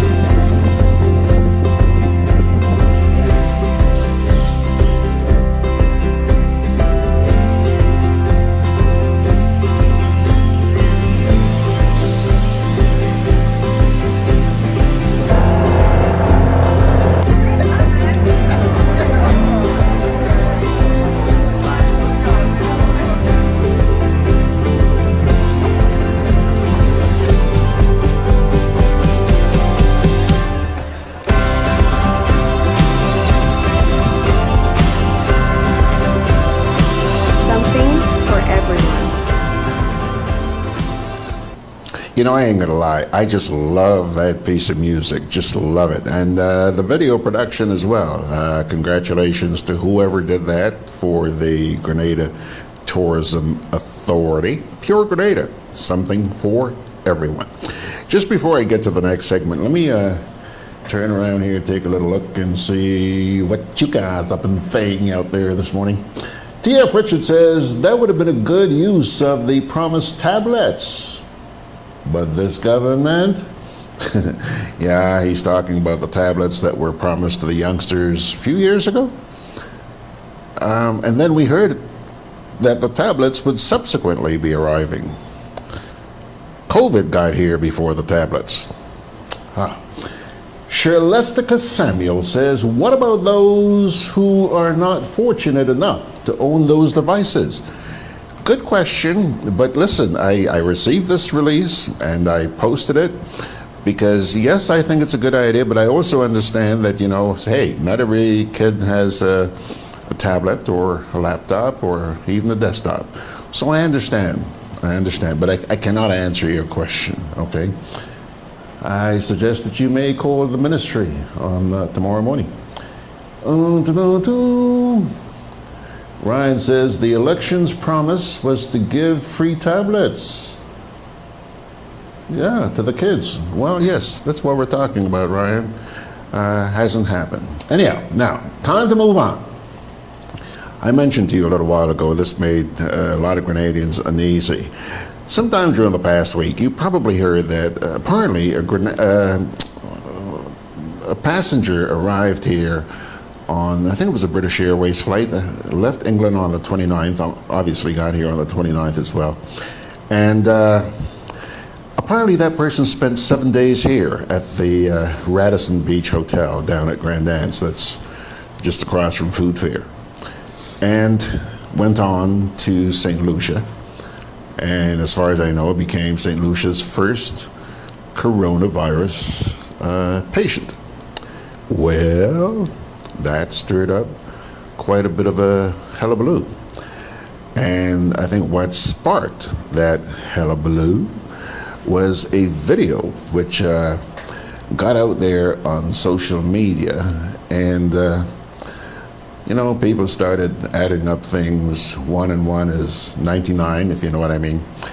It's actually a short segment from a media conference in St. Lucia where the person didn't say that Grenada had the coronavirus or anything of that nature, but confirmed that the person did spend a week in Grenada before moving on to St. Lucia. Let's take a quick look. Look News.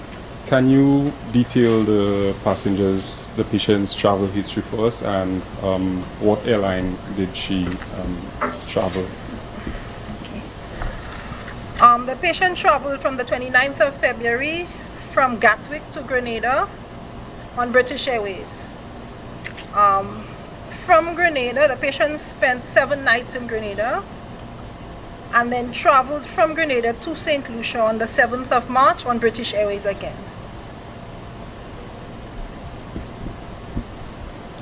Kendall Eugene, Blazing FM and the Voice newspaper. Okay, so you add 2 and 2 and you get 96, right? That's all I have to say about that. Now, yesterday morning, pilgrims, yesterday, it was a buzz of activity down at the Maurice Bishop International Airport.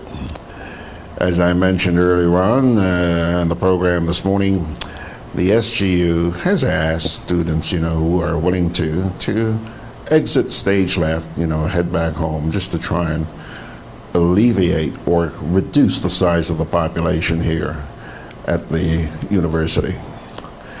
Well, apparently somebody was out at the airport yesterday with a cell phone or whatever, and saw this mass of people lined up at the airport, captured some video. And I want to share that video with you right now so you'll get an idea of just how many students are exiting. Remember, there are thousands of students down at the university. Take a look. Okay, where are we? Yes, here we are. Look at the line of students that took it today. We're supposed to have another 6 flights today. They had 6 yesterday. I'm not sure about tomorrow, but check out this line.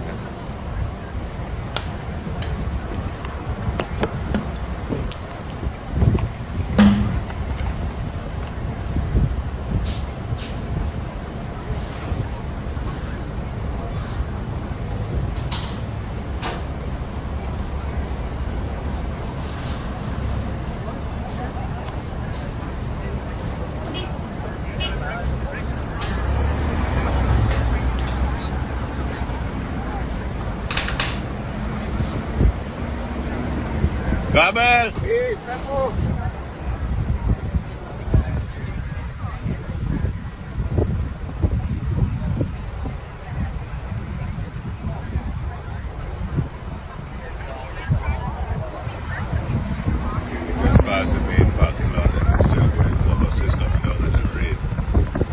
COVID-19 spreads from person to person through the droplets that are produced when someone coughs or sneezes, which makes it easy to spread between people in close contact.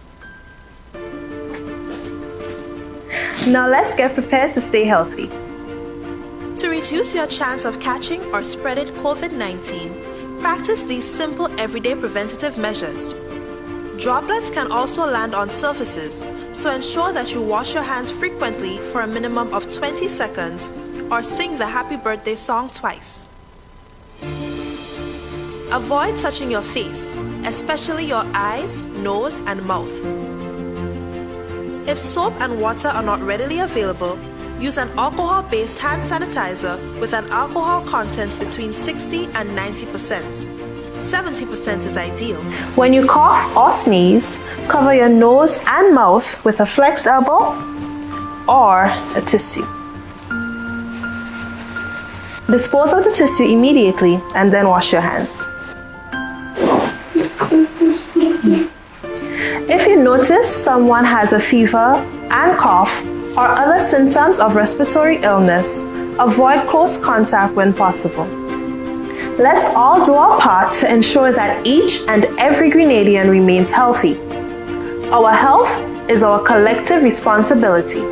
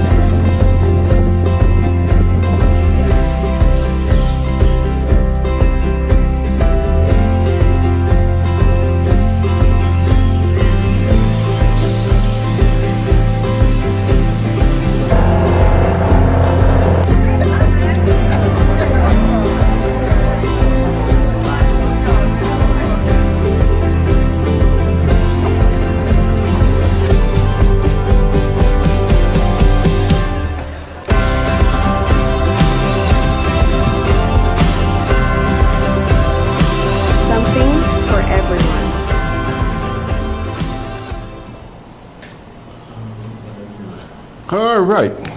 Hello, yeah. Hello, yeah. Here we are. Just bear with me this morning. Now, folks, while my two guests get saddled up here for the discussion they're going to be having about Grenlec, I want to show you what I was talking about this morning.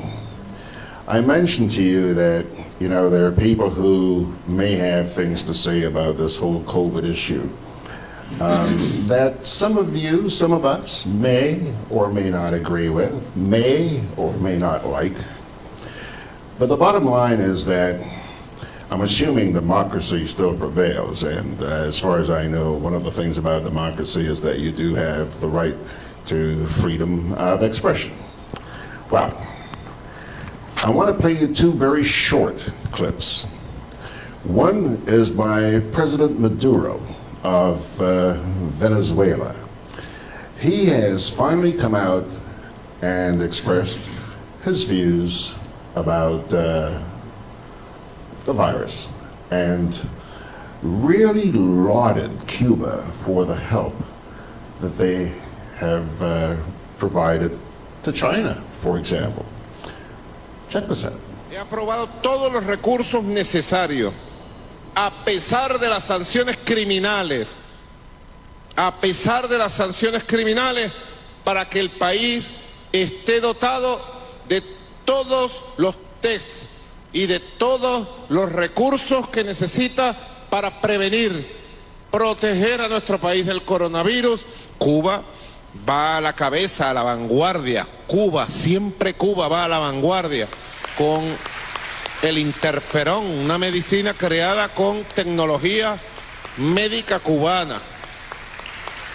No sé si hay algún compañero cubano que nos pudiera explicar lo del interferón. Es el primer medicamento de la biotecnología cubana y es un antiviral, como usted ha planteado, o permite elevar las defensas en el cuerpo.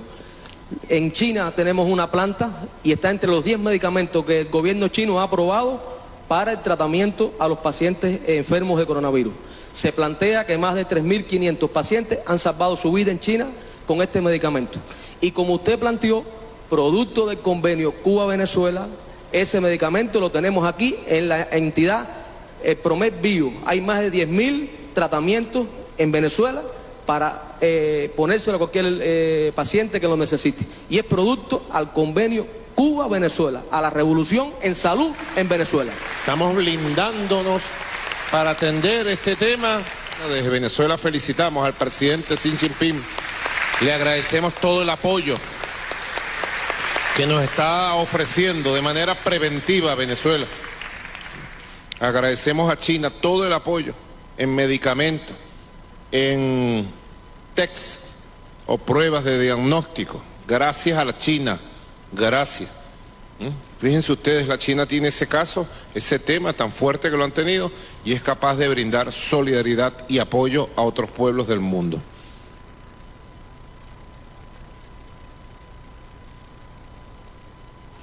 All right. So, like I said, you may or may not agree with President Maduro. Now, the Rastafarian sect is not the only group that's come out and pointed out certain statistics which bring into question why such an uproar about the coronavirus. Somebody also sent me this video a couple of days ago, and I thought, hey, I gotta share this with these people, because this man is pointing out, you know, that millions of people die from smoking cigarettes. Millions of people die from a lot of other causes. And then you have, what, 4,000 or 5,000 die because of this virus. And, you know, you're singing a very long song about it. He's also suggesting that you do not get inoculated if and when you get to that stage. Check this gentleman out. Hold on, I have something to say. When you know say 9 million people dead every year from hunger. Hunger kill 9 million people every year. Me not hear no media house I publish that. Me not see no print neither. I push out that Okay, you know what I'm gonna do? When you know say over 8 million people dead from cigarette smoking. Maybe I'm gonna pin every this year. microphone on Me your not see no sleeve. media house I push out that Just information. don't let it on your sleeve. When you know say over 3 million people dead from the general flu every year, including 56,000 people were dead in America every year from the flu or more. The general flu, me not see nobody talk about that. Me not hear nobody publish that. A corona I worry about, man. No go drink up some green juice, man. Practice the basic Actually, grab a hygiene headset. for any sickness at all. Nobody not supposed to come telling us say wash hand and wash this and this. Stop, make Babylon spin on your head like a gig.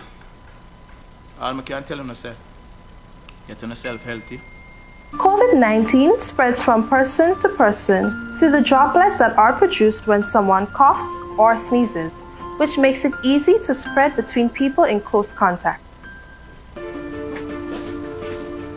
Now let's get prepared to stay healthy. To reduce your chance of catching or spreading COVID-19, practice these simple everyday preventative measures. Droplets can also land on surfaces, so ensure that you wash your hands frequently for a minimum of 20 seconds or sing the happy birthday song twice.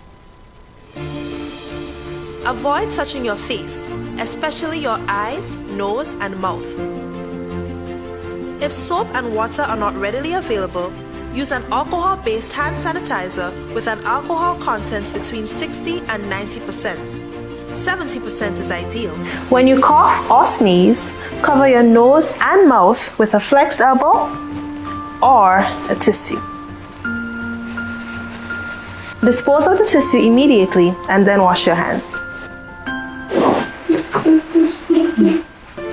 If you notice someone has a fever and cough or other symptoms of respiratory illness, avoid close contact when possible. Let's all do our part to ensure that each and every Grenadian remains healthy. Our health is our collective responsibility.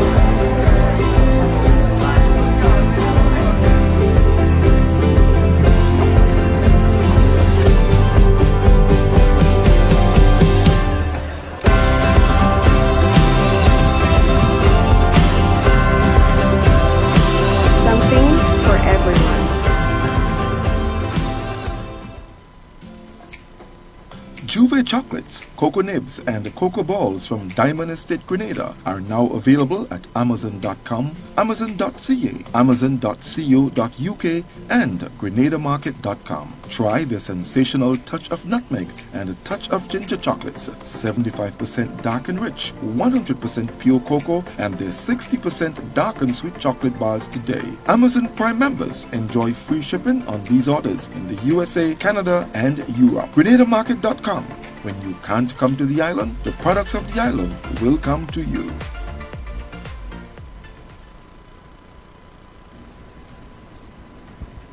Alrighty, folks, there they are in the flesh. On your left is none other than our Thursday morning hangout, Mr. Allan Bierzynski, and on the right is Mr. Brian Pitt. These two gentlemen have been keeping a very close eye on developments in the, what do you call it? The issue between Grenlec and the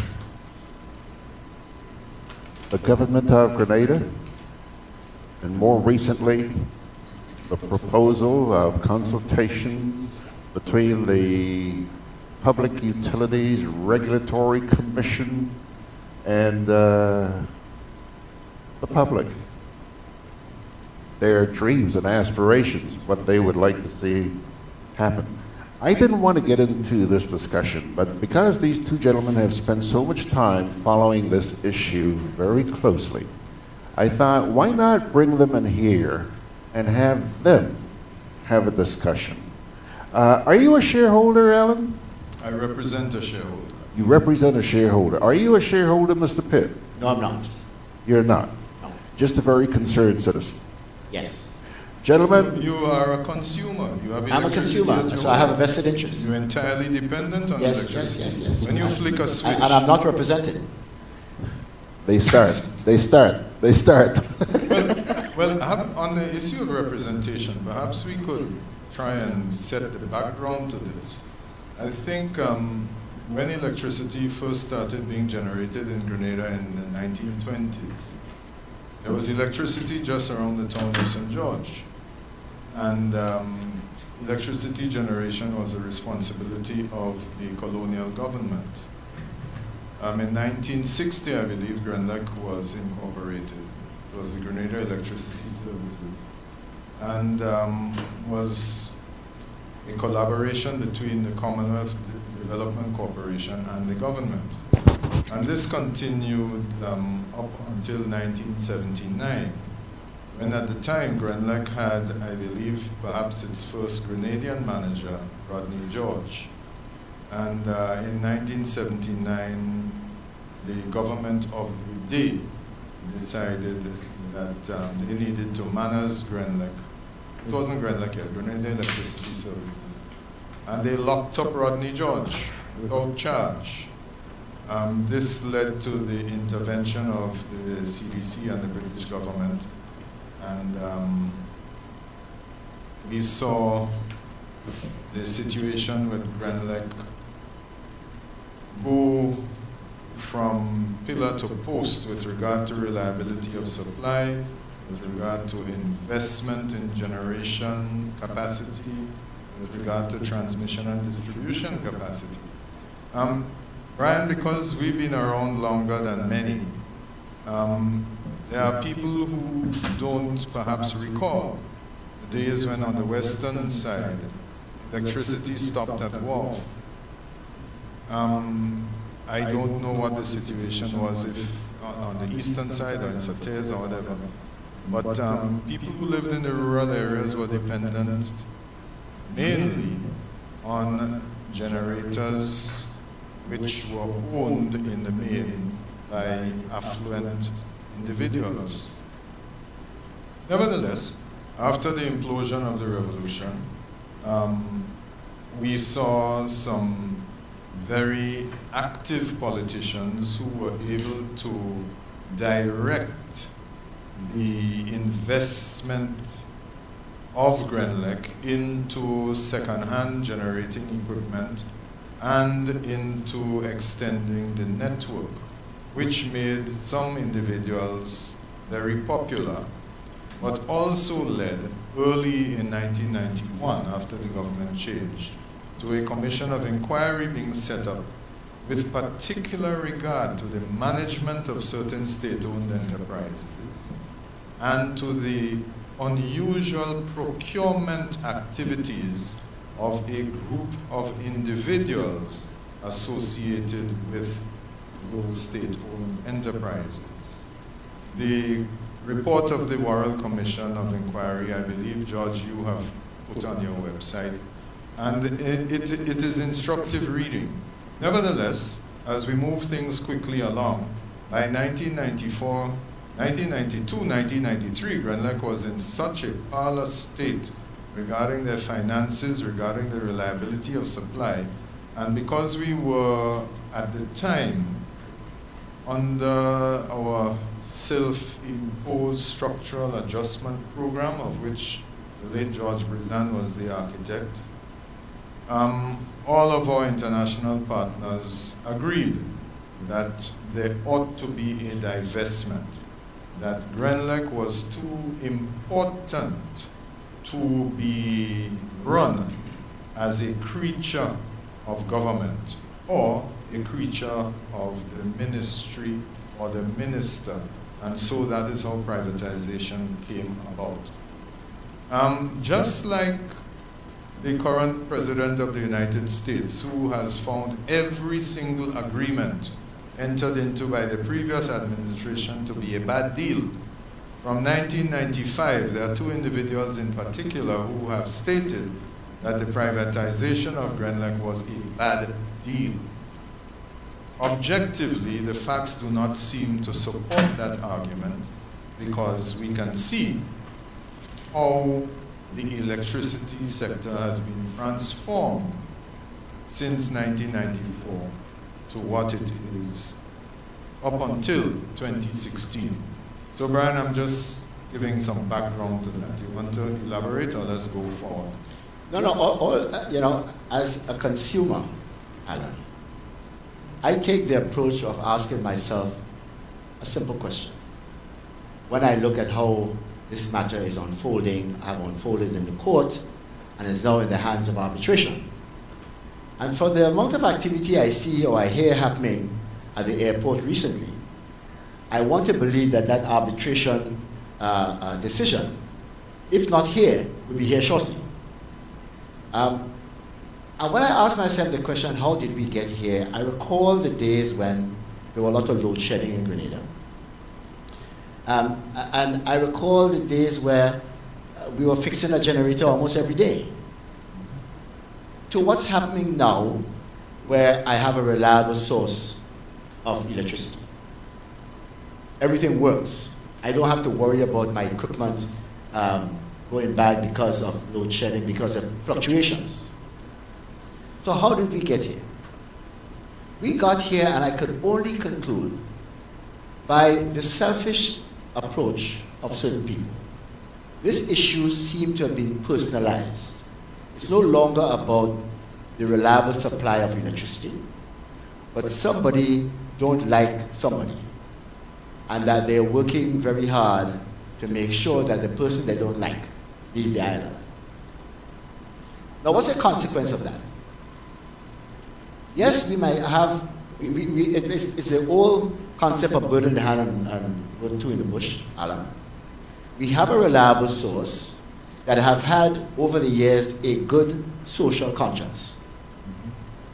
I remember participating in the Grenlec student debates, which allowed young people to debate current affairs issues, and that has done a lot for the school and those young people who wanted to take part in the debate. So it's been a good social conscience by the company.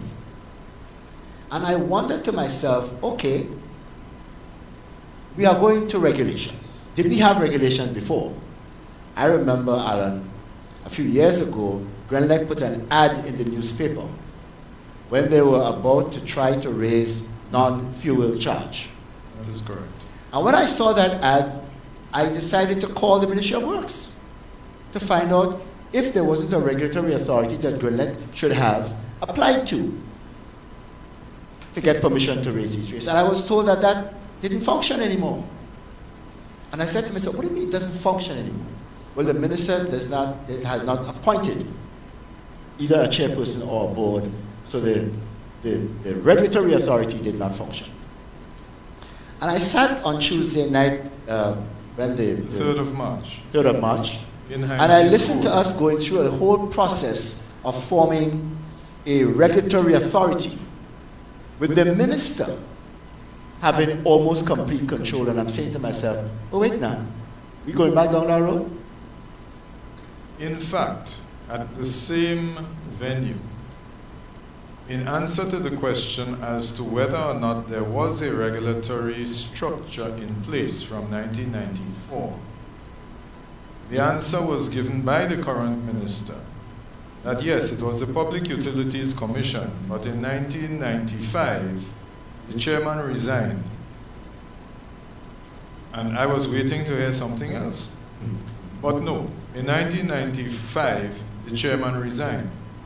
The only salient factor here is that in 1995, the government had changed and there was a new minister. The minister is responsible for appointing the chairman and the members of the Public Utilities Commission, as it then was. And I remember in my days in the Chamber of Industry and Commerce, remarking on the difficulty that investors were having in examining the regulatory framework, in discovering that not only was the PUC provided in law inoperative, it was inoperable because of the failure of the minister to discharge his responsibilities under the law.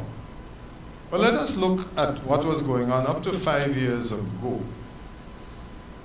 A body called the National Renewable Energy Lab of the U.S. Department of Energy in 2015 published a document called the Energy Transition Initiative, Islands, and they did an energy snapshot of Grenada.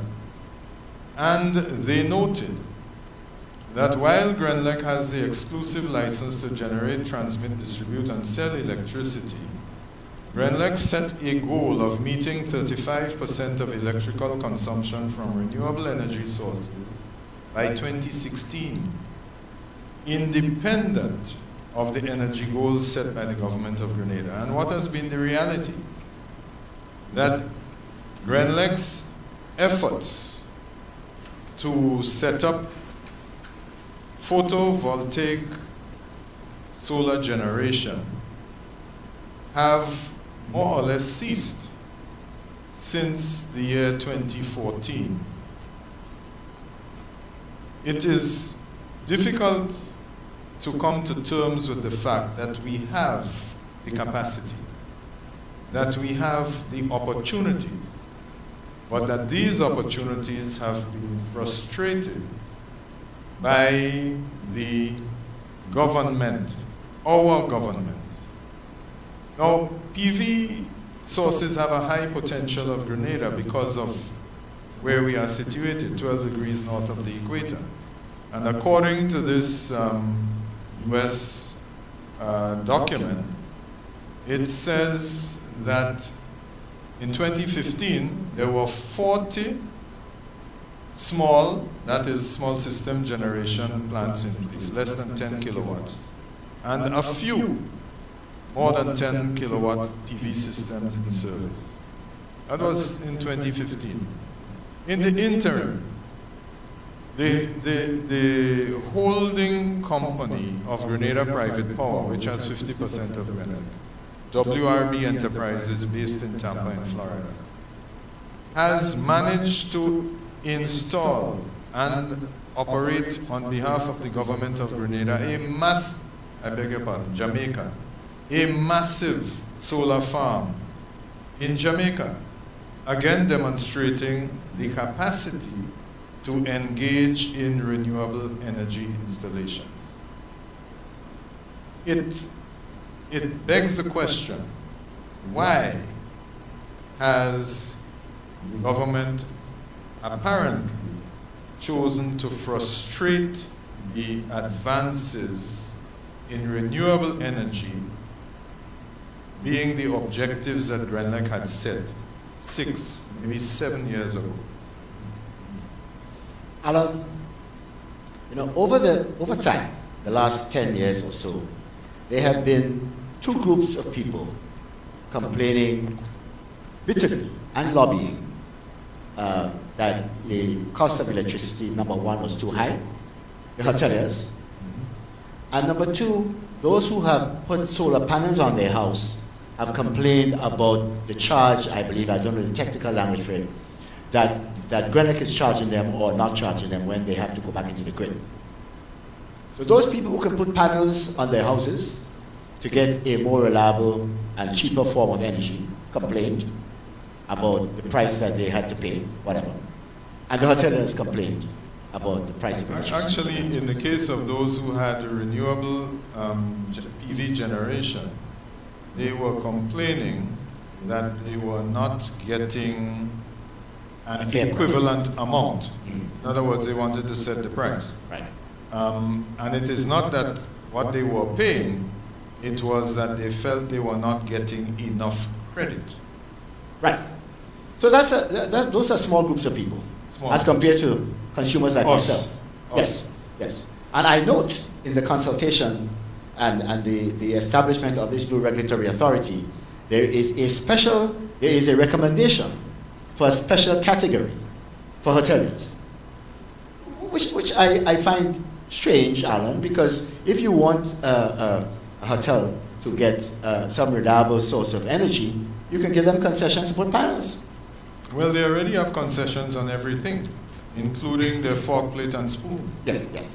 So again, how did we get here? And I cannot find a reasonable explanation, Allan, for the process that we are now going through, and the cost of the process. Now, in the consultation that I attended, and you were there, the minister informed us that the cost of the consultation will be paid for by two means.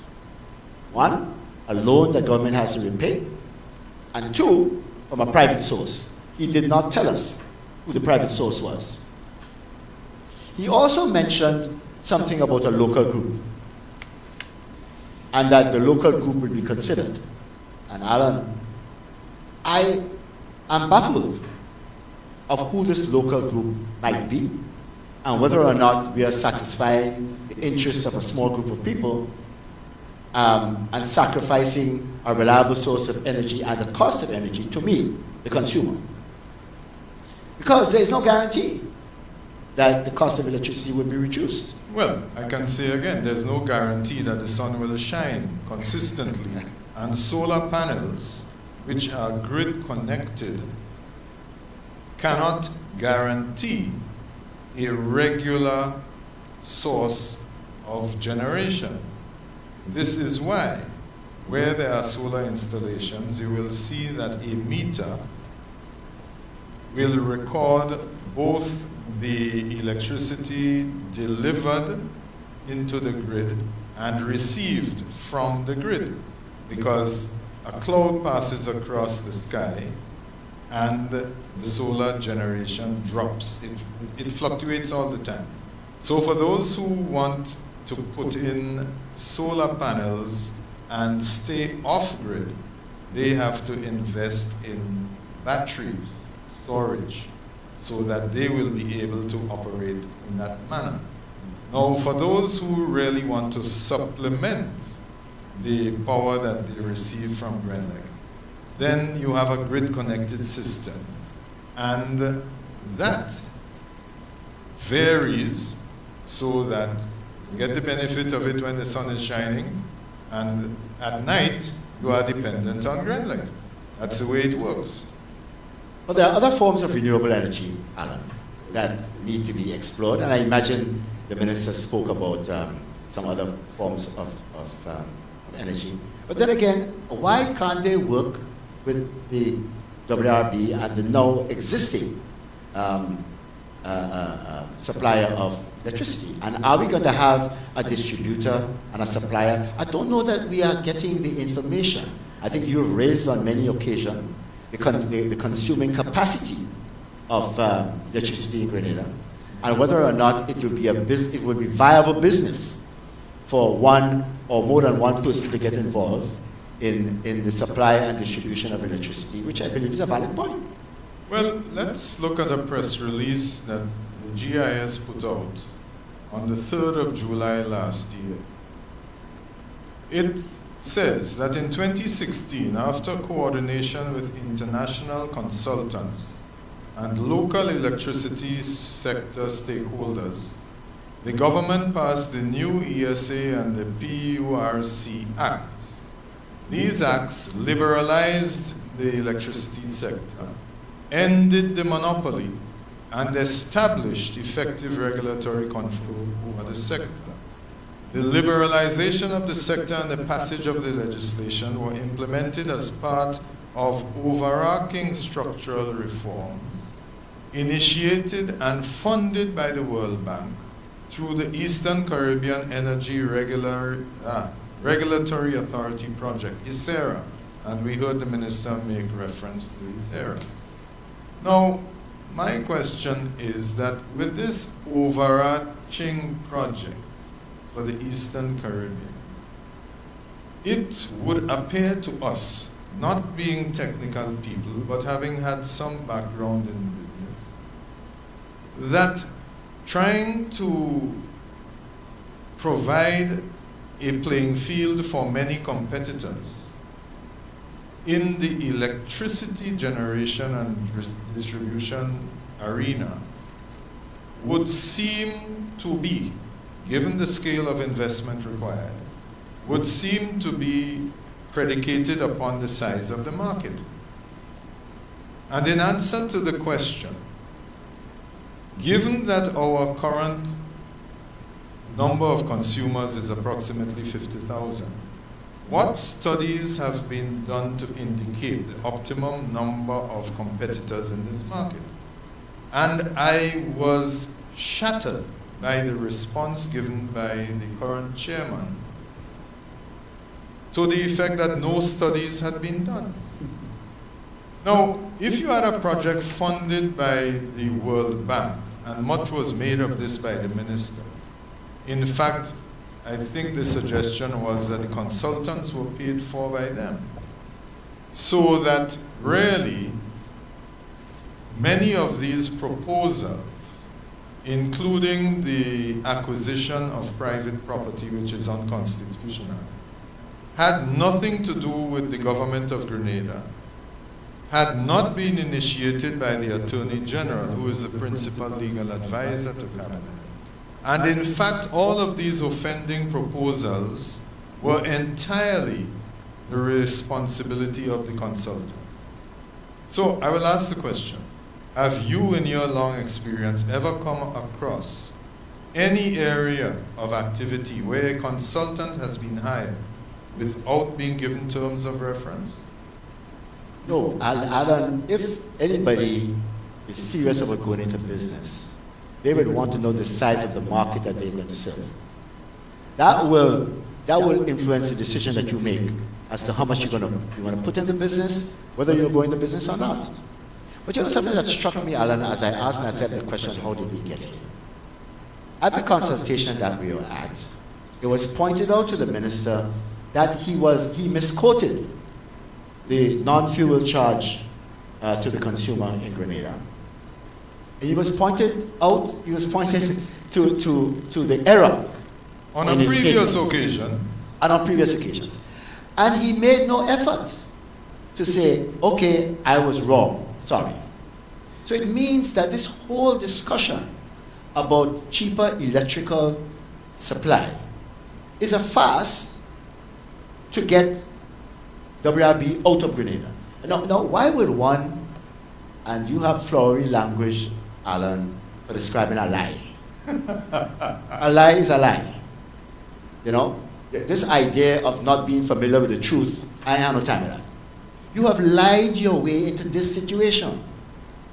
And if you can tell a lie about a non-fuel charge to try to convince me that I can get a cheaper rate down the road, then I have a question. Well, in answer to a simple question, which was, in the last 26 years, under the previous regulatory regime, how much did the cost of electricity go up by? That is the non-fuel charge. And again, I was taken aback by the fact that the chairman and the acting chief executive claimed not to know. In fact, the acting chief executive said he didn't think it was a great amount. Now, if he had said, I believe it may have been a small amount, that is one sort of answer. But to say that I didn't think it was a great amount, and he didn't know, suggests to me, and again, I won't follow you in your terminology, I'm going to say it suggests to me that he was being disingenuous. Because how could he not know that the price of electricity went up in the last 26 years by less than 2 cents? Now, with regard to the fuel charge, and we all understand why that goes up and down, I think someone did inquire of the minister that perhaps what they should have done instead was to extract the oil and gas that we have been informed exists outside there in our waters. But that But you know, Allan, obviously it's can't going to work. be harder to do that now with the price of oil falling the way it is, you know. Precisely. Precisely. But in any event, the individuals, and a lot of this is apparently a state secret. The individuals involved in this extraction are not really known. The last time a question was put and answered, it was that the details of any agreement for the extraction of gas are a private matter between a Russian company called Global Petroleum Group and the National Oil and Gas Corporation of Trinidad and Tobago. That the government has nothing to do with it. So I'm beginning to get concerned that with regard to our reserves of gas outside there, the government has nothing to do with it. With regard to these proposals put forward by the PURC, the government has nothing to do with it. So what does the government have something to do with?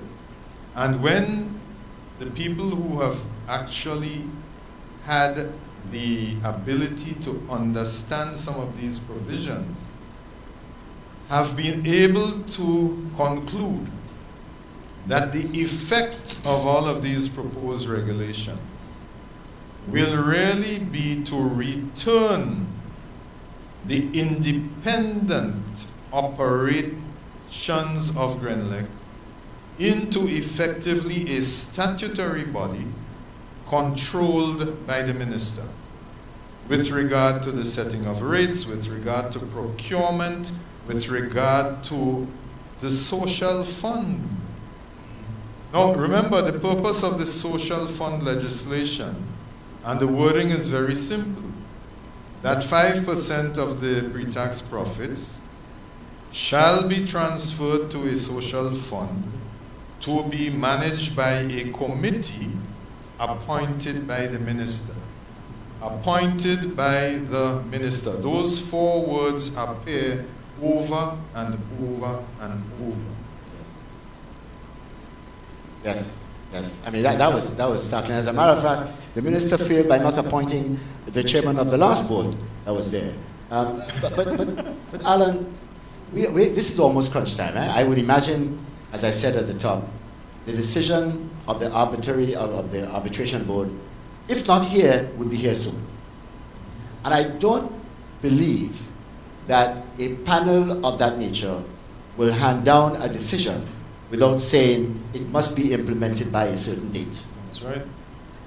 And I mentioned at the top again. Sorry, didn't the minister say he expected by the 1st of April WRB would be out of him? He suggested that was it WRB 1st of April or end of April? I forget which it was. He suggested that they'll be out soon.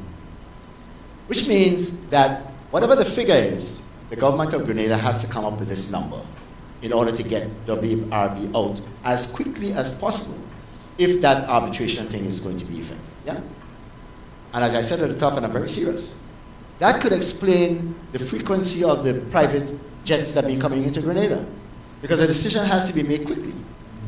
And the government of Grenada would have to make a decision as to how it's going to pay WRB for the shares that it now has an option of purchasing. So this is crunch time.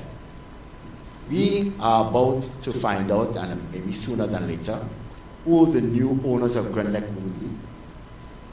And I guess it's up to us, the consumers and the people of Grenada, to monitor this thing very closely. But if we don't find that the rates and our electricity bills going down, what's the sanction to these people that has put us in this position? I don't know, frankly, because it bothers me that these untruths, these lies, to quote you, are being put about, and that we have no one who seems to be willing or able to challenge these untruths that are being put out there. Because, for example, we have been told that WRB wants to go. That is what was said. But the reality is completely different. They have an investment, just as the small shareholders have an investment. just as the government and the National Insurance Board has an investment in Grenlec. The National Insurance Board is mandated to find stable long-term investments to ensure that they are able to pay benefits to the citizens of this country, to ensure that pensions will be available in the long term. Here we are seeing an effort. Here we are seeing actions being taken to disrupt the operations of Grenlec. And these justifications that have been put forward don't stand up to scrutiny. So as you pointed out, the minister repeated some untruths. It was pointed out to him that he had previously made those incorrect statements. But it's water off a duck's back where he is concerned. He said that in 2011, the electricity rates in Grenada were the highest in the region. Now, and he quoted somewhere between 55 to 60 cents US per kilowatt. That is the combined price of the non-fuel charge, which, as we said earlier, went up by 2 cents CC, and the fuel charge, which fluctuates. So that, again, in 2015, 5 years ago, the average in the region, and this means from the Bahamas all the way down to us, and to Trinidad. So you can see that there were some entities will skew the data. But nevertheless, the regional price, Caribbean regional average was 33 cents US per kilowatt hour. And in 2015, the rates in Grenada were 34 cents per kilowatt hour. As of today, the combined price is 30 cents per kilowatt hour. This is my last electricity bill. The fuel charge is 43.8 cents, and the non-fuel charge is 40.6 cents. So you could work it out, 30 cents US. So when you are making an argument to people whom you have invited to engage in meaningful consultation, and you start off by telling untruths, then naturally there is a distrust, a lack of confidence. Now, the PURC itself is required under the law to engage in a consultative process. That consultative process started on the 3rd of March. We were there. But yet, they had had their draft proposal since August last year from the consultant. It appears that those draft proposals were shared with persons unknown. Those draft proposals got to Grenlec just before Christmas. It is as a result of it then becoming known and the outcry that they said that they would commence the consultation process. And they actually have PURC consultation guidelines. But they did not hold consultations prior to developing their guidelines. So from the outset, all of this that they have published is subject to question.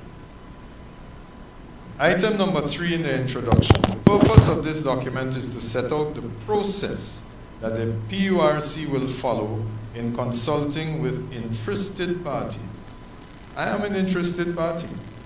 I cannot, for the life of me, follow any big technical presentation such as how you compute the fuel charge, and you have the non-fuel rate base annual adjustment mechanism with what that thing is, a delta NPI equal a question mark and a this RPI, this, that. Okay, fine. That is useful for the people who have the necessary qualifications to understand high mathematics. What I am concerned about is that according to one of the slides, they say the role of the commission, it is quasi-judicial. It makes decisions like a court does. It is quasi-administrative. It makes rules and holds meetings like a bureaucratic agency. It is quasi-legislative. It makes policy like a legislative body. Well, tell me, we have courts of law already. What I want another quasi-judicial agency for? And at the end of the day, there is nothing that the PURC can do without the approval of the minister. That is the most frightening part of it when you say that we live in a democracy. This minister referred to in the legislation is an absolute dictator. Now, Allan, I believe WRB owns how many shares? 50%. 50%. So there's another 50% shareholders out there somewhere. 21% by the government and the NIS, 29% by small shareholders. So is the value of your shares going to be increased or decreased by this transaction? You know, I'm having difficulty understanding how we have communicated with the shareholders outside of WRB that this is a good thing for them. Absolutely no communication has been made because the intent in the legislation was that the small shareholders, on termination of the license, would give their shares to government for free.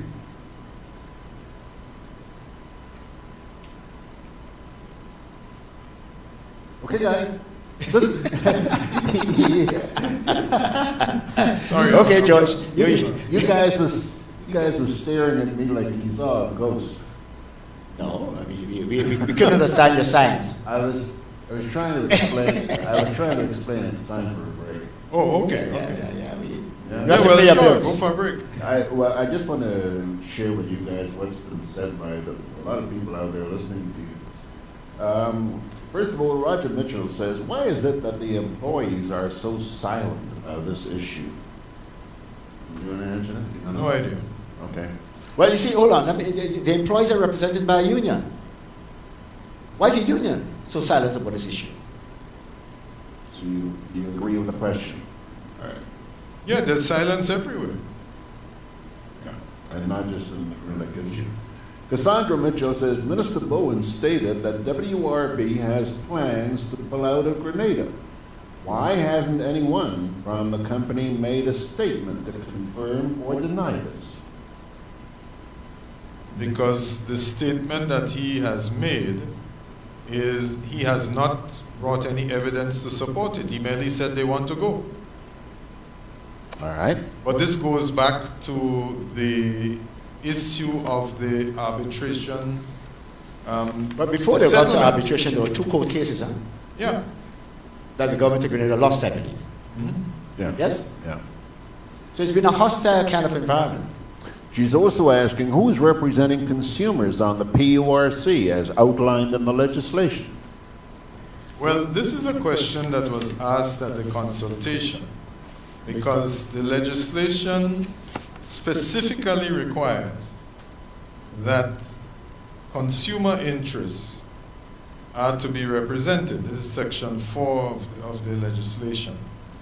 But while the 2 of the commissioners appointed by the minister, the chairman holds the necessary qualifications in finance and accounting and economics. The second commissioner is currently on the Telecoms Regulatory Commission, so he has some experience in that area.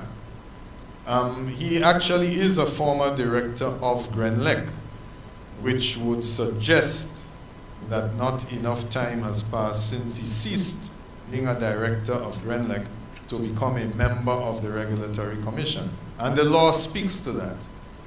But with regard to the third commissioner, he is currently an employee of the Ministry of Finance. His background is as chairman of the failing state-owned enterprise known as the Marketing and National Importing Board. So I'm not certain whether that should qualify him to represent consumer interests. All right. She also wants to know, she says here, it is also interesting to note that the draft regulations apparently weren't vetted by the Attorney General. However, we are holding public consultations on unvetted regulations, some of which are unconstitutional. Precisely, which supports the view that they only started on the public consultations because of the feedback they got when it was apparent that they were going to bring these proposals forward without having met their own guidelines regarding consultation. Because remember, the original deadlines for submission, I think the latest one was the 27th of February, and they started on their public consultations on the 3rd of March. You know, George, this is interesting because we were promised at the public consultation an email of statements and questions and suggestions that were made at the consultation. The chairman did not answer any statements or questions at the consultation. I have not received that email as yet, but I did get an email from Sandra Ferguson, who took notes at the consultation. It was fairly lengthy, so maybe, I know Sandra is not acting on behalf of the commission. Yeah? Yeah, as far as we know. As far as we know. well, hear this one. She's also saying the minister needs to address the allegation that the proposed buyers were given access to the draft regulations before WRB. Why? Whose interest is the minister really The minister also did not respond to who the private funders of this document is, you know. So we have to assume that the people who paid for it got it before WRB. Aren't applications for licenses or renewal of same subject to public hearings? Not sure, just asking. The minister has the final say. Minister has the final say. I think that is the answer to every question. The minister has the final say. Yeah, yeah. T.F. Richard says, my supporters don't care about what you're talking about and the questions you're asking. They have a monthly handout and deep pushing. So me and my boys can do what we want. Oh, glad somebody put a smile on your independence. Philip Thorne says, untruths? Just call it lying. Yeah. Okay. And Kurt Licorice agrees with them.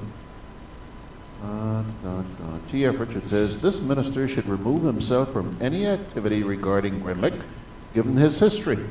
Conflict of interest. But then, who's me to say that? There's another issue. One of the statements being put about is that competition in the sector will drive prices down. And the minister said that look at what happened in the telecoms sector. Now, what has happened in the telecom sector? There has been competition with regard to cell phones. Digicel has not made any attempt to put in any infrastructure for landlines because that's an investment that is unlikely to generate positive returns. So the current operator, which inherited the landlines, they have managed, I believe, to combine with the previous cable operator so that they continue and we have landlines. But it's ancient. Now, with regard to electricity, transmission and distribution, is essential. It requires a massive investment in plant and also in maintenance. It makes you wonder why these proposals envisage that there should be separate licenses and licensees, so that it is possible that you will have a license to generate electricity and then another entity with a license to distribute. A recipe for chaos? Yes. All right. I think this sums it up here. Eric Stone Mitchell says corruption and self-interest at its best. Gentlemen, do you mind if I do take a break right now, pay some bills, so you can come back for another 10 minutes, because we also got to get Pastor Marcus Christopher and let you know what the evangelical churches are doing about the COVID situation. Break time? Okay, break time.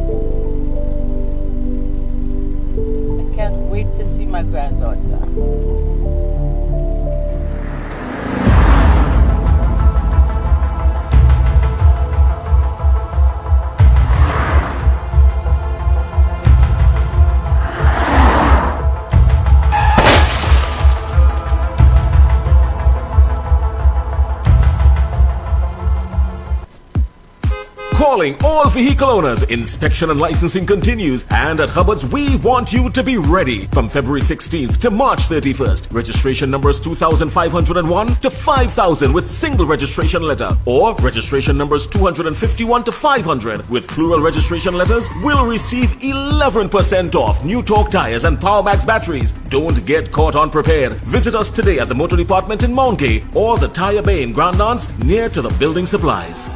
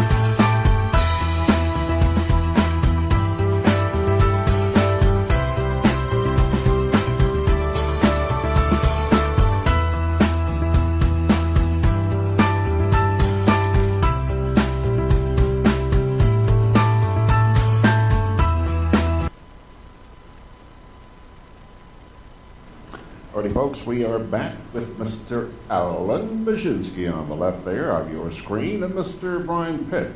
Can't believe it, man. Earlier on the social media here, somebody was saying that Hard to believe, Allan and Bierzynski on the same platform. And they take turns. They usually come in on Thursday and Friday, but they're actually sitting here together this morning. Gentlemen, you got about 10 minutes because we got to get some other stuff in. So rock on. Well, Allan is more familiar with this thing because he's been advocating for a while. But the chairman at the consultation I was at, George, tried to assure us that the committee would not do anything that is unconstitutional. And when he said that, I said to myself, well, wait, now he's not a judge.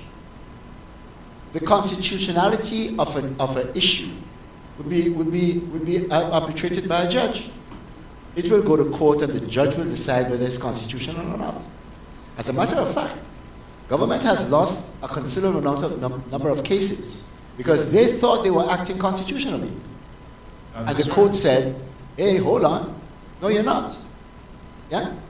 So, but not all of us, George, can hire a lawyer to go to prove that how we've been treated by the state is unconstitutional. So, I mean, that is something that I think the ordinary consumer might very well want to think about, be talking about who will sanction these people for making this decision. If we go a little further afield to the OECS, I remember the late Sir Dwight Venner was very interested in developing capital markets in the OECS so that we could absorb the disruptions that would necessarily follow volatility in financial markets worldwide. Here we are on the cusp of another very volatile situation with COVID-19, the economic impact of which is yet to be fully appreciated. We have on the OECS stock market a number of utility companies. We have a number of financial institutions. We are faced here with the possibility of legislation being enacted in Grenada, which will fundamentally change the structure of a publicly held corporation listed on the OECS Stock Exchange, the shares of which are held by national insurance bodies, by individuals, by financial institutions. This is an unwarranted interference in the operation of free financial markets. This is initiated by the government of Grenada. And when I say the government of Grenada, we have no option but to refer to the government, because cabinet sits and cabinet approves all that takes place. There is collective responsibility. The people who have voted for individuals to represent them in Parliament, all of whom have ended up in cabinet, have a right to demand answers from their representatives as to what do they know, when did they find out, and how can they sleep at night when they are looking at what appears to be a dictatorial takeover of our precious public utility, recognized regionally as a leader in its field. And to what end? For Chinese investors? No, I will not sleep well at night. George, imagine I'm a legitimate businessman sitting in some part of the world looking at where I want to invest my money. and I come across Grenada. There are opportunities in Grenada. And then I do a history of how the government reacts with companies that are now in existence of Grenada. And this pops up. I will have question, because I can do it one or two ways. I can decide, okay, I will invest in Grenada, but to do that, I've got to invest in some people rather than just in the project that I'm doing. So you have two sets of business people here. Ones who don't mind paying their way to politicians, and let's be blunt about it, so that my investment will be safe, or I will let the market give me the profit that I deserve by the investment that I'm going to make. George, we could be opening the door to some very unlikely people that we don't want to be here long term. I thought we did that already. Well, I thought we did that already. I hope not. Hope we're not fully there as yet. No, it would appear We've been told that there's due diligence. Due diligence. Mom used to say, you live in hope and die in Marquis. Oh yeah, we'll get to Marquis. Yeah. If you're leaving St. George's to get to Marquis, you have to pass through Hope. Yeah. Unless you're coming around the island. Well, if you come right around the island, you end up in Happy Hill, but Yeah. you can't go further because the Molineux Road fall down. Gentlemen, okay. I think this is where we're going to have to pull this down. It's been a very stimulating, very eye-opening conversation. And I hope, what do you suggest that people do? Don't you get the feeling that there's a sense of helplessness or hopelessness among the Grenadian populace right now? We have never adopted the idea of calling our representatives or going to visit our, when we go to the representative office on a weekly basis, George, it's because we're asking for something. Go there with our hands out. Yeah? We don't go there to say, listen, guy, what are you doing? What is your policies on A, B, or C? We go there to beg. And until and unless we start to think that we can go there to complain about what is happening in our society, then God help us. Well, I'll give you a recent experience. I saw two government ministers having lunch at a restaurant in South St. George.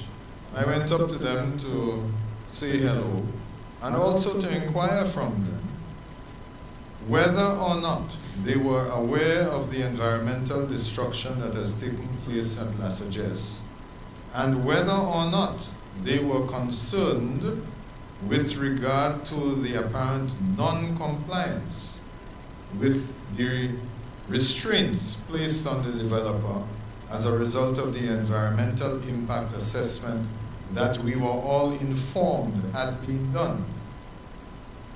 They both returned to eating their food. All right, Allan, all right.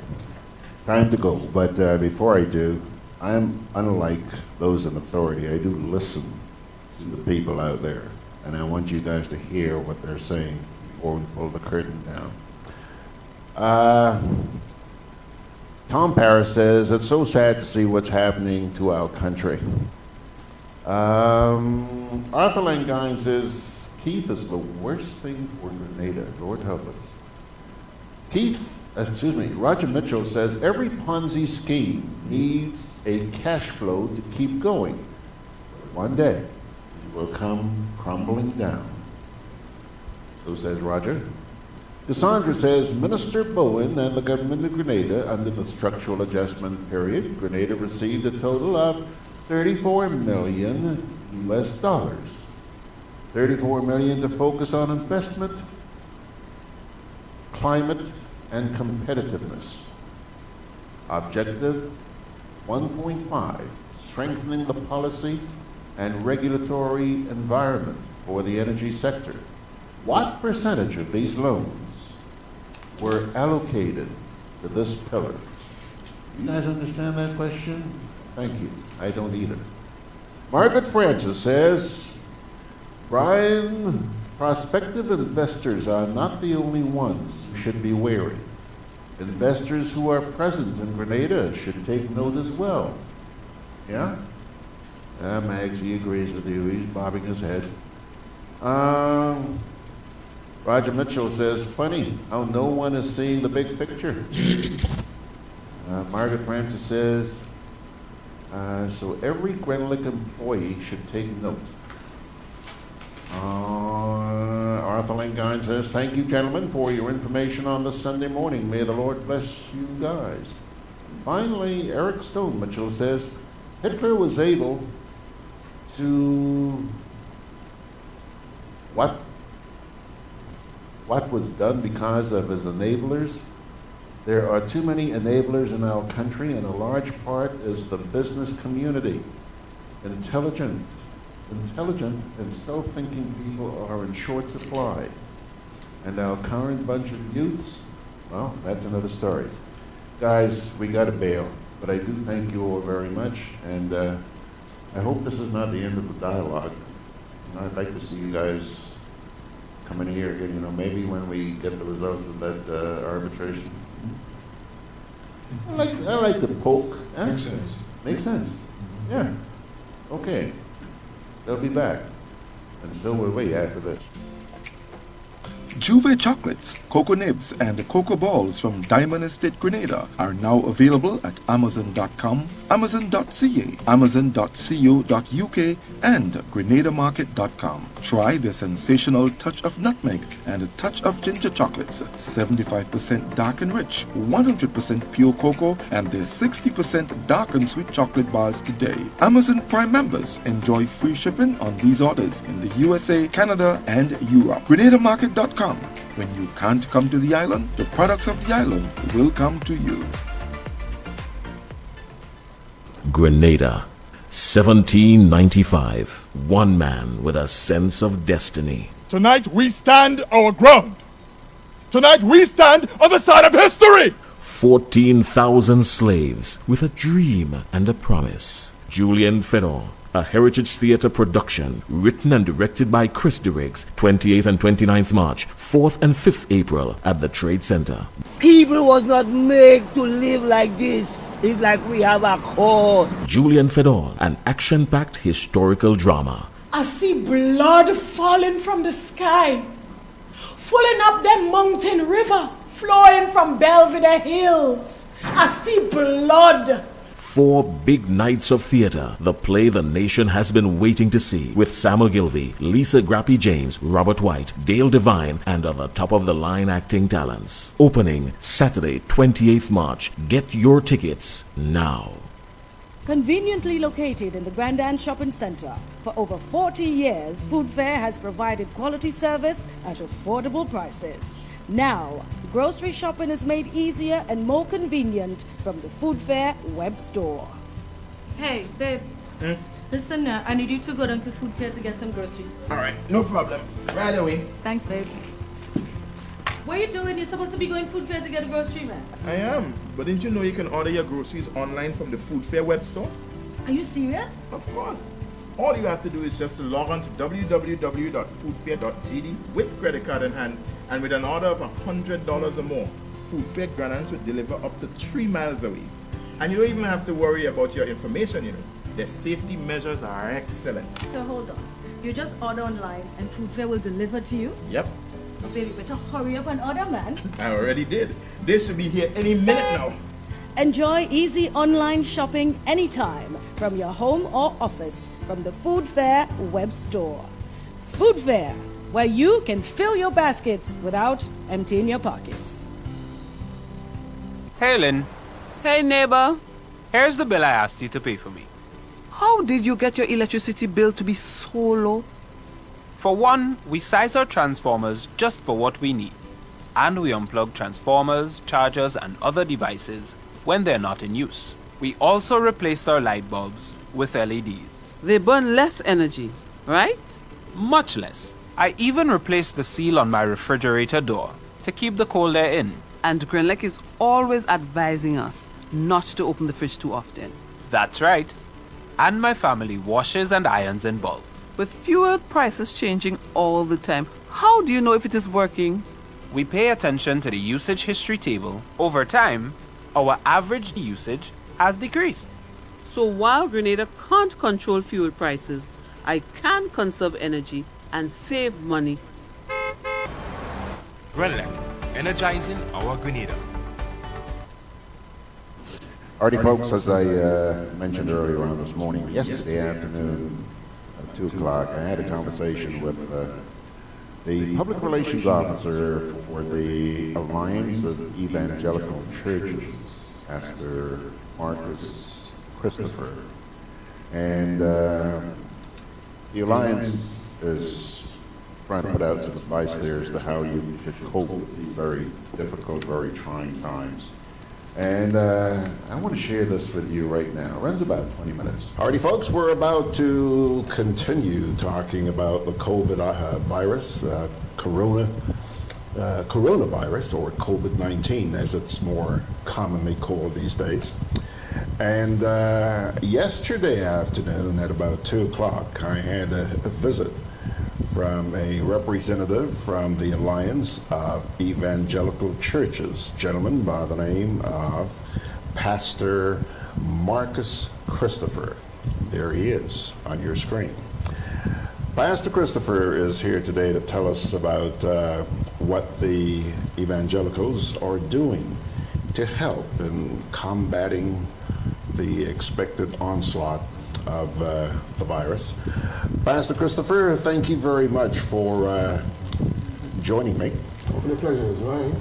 And yeah, you guys, you got your hands full. You got your hands full. Like so many other people at this point in time. Absolutely. Yeah. It's a pretty tense time in Grenada. Eh? And I think what makes this so difficult for a lot of people is that it seems like we're surrounded. You have it Jamaica, Dominican Republic, Cuba, everywhere, and down to the South Guyana, and we're in the middle. What do the churches, the evangelicals, plan on doing? Okay.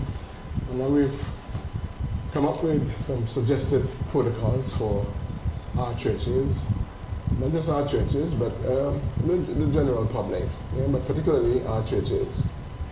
We know that the World Health Organization, they've classified the COVID-19, the coronavirus, as a pandemic. This is serious. And while we are very thankful that there are no confirmed cases here in Grenada that we know of, Grenada is close neighbors here to Trinidad and to St. Vincent and so on that have reported confirmed cases of the COVID-19 coronavirus. Now, the Caribbean Public Health Agency, CAFA, has urged governments, citizens, and agencies to move from a mindset of preparedness to readiness to face this threat. Now, just yesterday, the government of Grenada announced social distancing as a measure to prevent infections. And for weeks, our member churches have been engaged in prayer meetings regarding this virus, and we have faith in Almighty God that He will see us through this. In this spirit, we have dedicated today, that is Saturday, the 14th of March, as a day of prayer regarding the virus. We encourage intercessors and churches to establish prayer chains and to provide continuous prayer for the nation during this day. And people can also connect in prayer via telephone and social media. We don't necessarily have to gather en masse. Yeah? Now, while we pray effectively and fervently that we will not face an epidemic here in our country, we also need to exercise wisdom in taking the necessary precautions as to avoid the spread of the virus. Now, in this regard, the AC encourages the following measures to be adapted by churches and their membership. Now, one, physical interactions during services should be limited for the time being to avoid, handshakes and hugging and other forms of physical greetings. We can resort to, a pleasant smile, a nod, a wave, to show brotherly love. Two, we should refrain from asking persons to greet during the services holding hands and so on during prayer and that kind of thing. This for the time being. 3, consider revise the sitting plans that will allow for adequate spacing between persons in light of the call for social distancing. For you're going to space, or you're suggesting spacing as much as people in church. Yes. Consideration should be given to extended pastoral care to our older members at home, as they are the highest risk for severe illness or even fatality. Pastors and church leaders can do so via telephone calls and possibly one-on-one visits as well. In the case of visiting, social distances between say 3 to 6 feet or so on should be observed. Still observed. It may be the best for the older persons that's the older members to be encouraged to avoid the mass gatherings. Yeah? Now, persons who are experiencing symptoms, and this is very, very important, persons who are experiencing symptoms such as runny nose, fever, coughing, sneezing and so on, difficulty breathing and other flu-like symptoms shouldn't attend gatherings, should be ready to try and isolate themselves, self-quarantine. It's important that they do so. Now, churches should plan to make arrangements for spiritual support for such persons, including, streaming life services, domestic pastoral care via the phone, and, other social media platforms. These persons need to be taken care of as well, Now, 6, consideration should be given to not have communion in the short run, or taking special care. If you have to have communion, take special care when having communion, such as having communion served by one individual, who will observe thorough protocols of, washing hands and sanitizing hands and so on. Serving communion individually with a serving instrument instead of members being allowed to, just dip their hands in this one serving tray. We want to encourage that they avoid, doing that. Now, ushers and other volunteers should consider the use of gloves and utilize adequate sanitation, after handling the offerings and so on. Avoid physical touch in the performance of their duties. 8, common places of touch, example, doorknobs and handles, water faucets, handrails, microphones should be regularly and actively disinfected, sanitized. The use of the same microphone by multiple persons without sanitizing should be discouraged. Yeah. We should make available adequate soap and alcohol-based cleaning agents or hand sanitizers, throughout the sanctuary. Make sure that is available, because we expect people to be washing their hands properly with soap and using hand sanitizer. So we, as much as possible, try and provide it in the sanctuary for the congregants. Now, thoroughly clean and sanitize sanctuaries after each service, giving special attention to the pews, the seats, where we gather. Now, we need to contact help, whatever hotlines provided by the Ministry of Health, and if any clarification is needed, and we need to encourage members who are exhibiting, flu-like symptoms, to call and check it, go to get checked. Don't take it for granted, that they're all right. We encourage organizers of other events besides the churches, other events including, weddings and funerals, to be mindful of the risk of large gatherings, and as much as possible limit the numbers in attendance, as much as possible. And they should also heed the calls for social distancing. We also encourage, all the other suggestions that I made before. Now, consideration should also be given to rescheduling gatherings at are not priority at this time, or can be held later. Meetings can be held, via telephone, available, what are other available platforms? Yeah?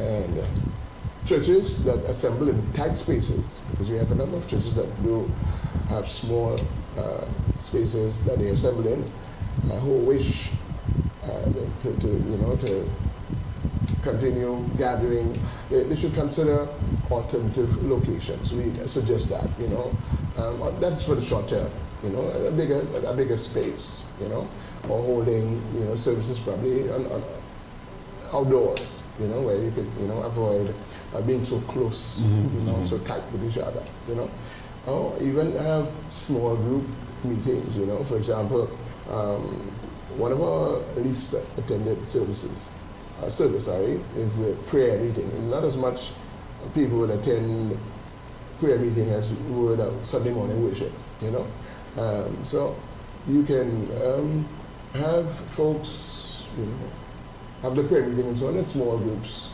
in that way they can observe, the not too tight seating arrangements, And churches should make every effort to engage health professionals in informing and educating their membership about precautionary measures, about protocols, and very importantly, measures for strengthening their immune system. We can have whatever doctors who can come and speak and engage our members in these areas. And it is recommended that leaders pay attention to all official announcements and briefings in an effort to help their members to be properly informed. You can have a lot of rumors and so on going around. You don't want misinformation to be spreading. You want to make sure that the proper and the correct information is given. Be mindful that we really don't want folks to be panicking. There's no need for panic. As we have the certainty that God is with us. He's with us through it. He's with us always. He's with us. Let us be mindful of others. And remember that coronavirus, it has no color, no political affiliation, no religious background, to say, no race or class. We appeal to our nation, to remember that we are all in this thing together, And so we want to encourage us all to hope in God. Let us, as our motto says, be ever conscious of God as we aspire, build, and advance as one people. We know that God will certainly bless our nation as we do so. We went through an awful lot with Hurricane Ivan a few years ago. Yes. And there are some who say this is going to be as bad. There are some who say it's going to be worse. Just let me ask you a couple of things here. First of all, as I mentioned at the top of the program, we're doing this on Saturday afternoon, and this being aired on Sunday. Yeah. Do you expect a drop in attendance at services today? That is Sunday morning service? Yeah. In some cases, it may be so. In some cases, it may be an increase in attendance. Wouldn't that be nice? Yes, okay. Because, in times of adversity and so on, lots of folks really see the importance of, going to God and in prayer. So in some cases, I know there are folks who are fearful, and we encouraging like the elderlies and those who are exhibiting symptoms and so on to stay home. Yeah. So in some cases, you have less people in attendance, and then too, if we have like we said, churches that have small spaces and sometimes it's already packed. We're encouraging them to have, multiple services. We schedule, a shift basis, so that folks, for example, from this particular area can come at this time, folks from this other area can come at this time. So you have less... Staggered. Yeah, staggered, yeah. Pastor, this is a scary situation, but But the fact is, there are people dying from many other causes around the world, umpteen times more than with the coronavirus. I do not think that justifies not taking the appropriate steps, okay? Definitely. But one thing that has been spreading more than the virus itself, Pastor, the lies out there, the rumors, you know, the scaremongering that's taking place. I want you to spend a minute, Pastor, because I'm sure this is something your alliance has talked about. Talk to the people out there about the importance of not doing that. You know, people who aren't going to die from the virus may die from stress because of all that they're hearing out there. Oh yes, definitely so. Definitely so. Talk to them. You see, we like to remind our membership people of our churches that the Lord has not given us a spirit of fear, but one of love, of power, and of a sound mind. You know, fear is deadly. You know, we need to be people of faith. You know, to have faith in Almighty God, and when we rely on Him, remember He is omnipotent. He's all powerful. There is no disease, nothing that He can't take care of. You know, He is. We know Jesus Christ. He is Jehovah Rapha, our healer. If at all we get infected, we can rely on Him, you know, for our healing. We believe in divine healing. It is being provided for us all in atonement. We believe in that. Yeah? But we definitely don't want folks to get unduly gripped with fear. And as you say, rightfully so, you can send up your stress level so much, your blood pressure level, your glucose level and so on can really soar, and you can die, or become really gravely ill because of the stress, you know, and even die because of the stress and not be infected or affected, you know, with the disease, the coronavirus at all, you know. So you want folks to not, because I have so much crazy rumors going around. Tell me about it. You know, really, lots of rumors. Sit in this chair, you'll go crazy. Yeah, lots of rumors. But folks need to rely on reliable sources for their information. You know, not just the average person who just, you know, like to just talk stuff, but the professionals, you know. Of course, there are lots of things we don't know about the virus. We still, you know. Well, thank you for going in that direction, because, you know, while it's absolutely correct to come down on those who are spreading misinformation, I think we also need to keep an eye and to be just as harsh on those who are not providing accurate information. Yes. Because that is happening, sir. That is happening. And that's just as bad. I agree with you. If we have information, I mean, facts that we know, and we don't share it to help, you know, with the mitigation, you know, that's bad. It leads to speculation. And that's one of the reasons why you have all these silly rumors out there. Do you envision, you know, a change in our lifestyles? First of all, I believe that one of the good things that's going to come out of this outbreak is that a lot more people are going to turn to God. You know, people who God has just been the guy you talk about, and they know somebody you go to when you're in trouble. That's a fact. A lot of people are going to find him. That's a fact. Yeah. The thing is, God knows our hearts. Yeah, He knows if we just want to use Him, conveniently. He's not an idiot. Yeah, He knows. No. You know, He's omniscient. Yeah. He knows what we're going to do even before we do it. Yeah. You know, and so there are definitely those who are going to just, you know, surrender to God for the moment until they get up, you know, of it. But there are those who will genuinely be converted. Yeah. Those who will really, truly surrender their lives to the Lord. This can be, and I believe will be, a turning point for many people, you know. To be honest, I think this is a good opportunity for us to take stock of our lives, you know. Because, yes, there's this fear of death, but it is appointed unto man once to die. You know, we all are going to die. We're going to die. Whether it's coronavirus or whatever, we are going to die. Yeah. So what is even more important is that we be ready at all times. Be ready at all times, you know, be prepared, because after death, you know, we have to face God. We have to give an account for our lives. You know, all that we've done in this body, whether good or bad, we have to give an account to God. So we want to make sure that we settle that sin account that we all have. The Word of God says all have sinned, including me. You know, every one of us have sinned and come short of the glory of God. Absolutely. You know, and it says, Romans 6:23, that the wages of sin is death. Yeah? Not just physical death, that is, we're talking about eternal separation from the Almighty God, which is worse than just physical death, you know. But the gift of God is eternal life. Amen.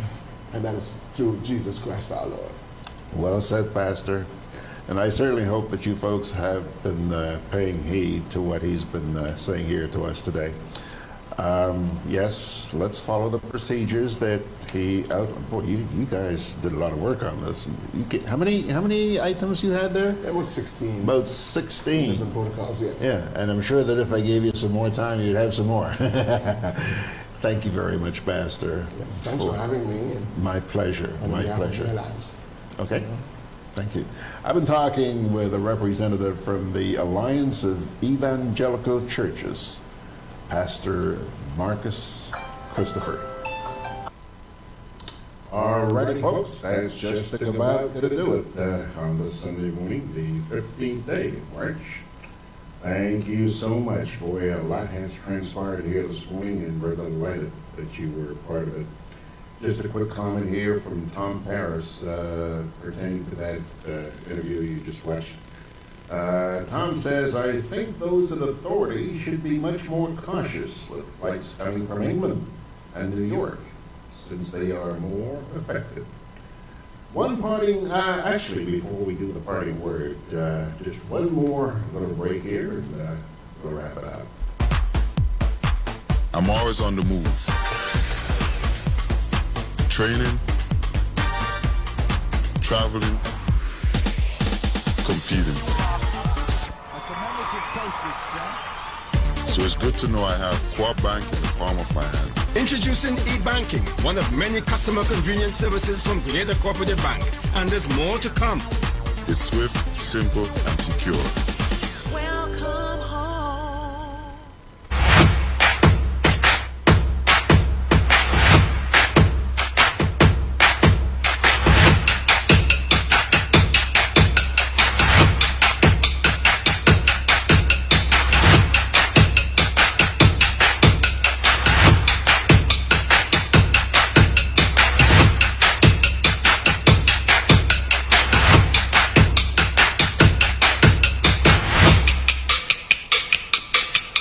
Conveniently located in the Grandand Shopping Center, for over 40 years, Food Fair has provided quality service at affordable prices. Now, grocery shopping is made easier and more convenient from the Food Fair web store.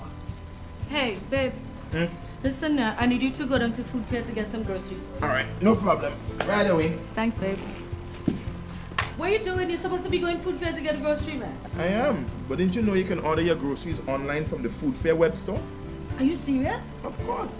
All you have to do is just to log on to www.foodfair.gd with credit card in hand, and with an order of $100 or more, Food Fair Grenadans will deliver up to 3 miles away.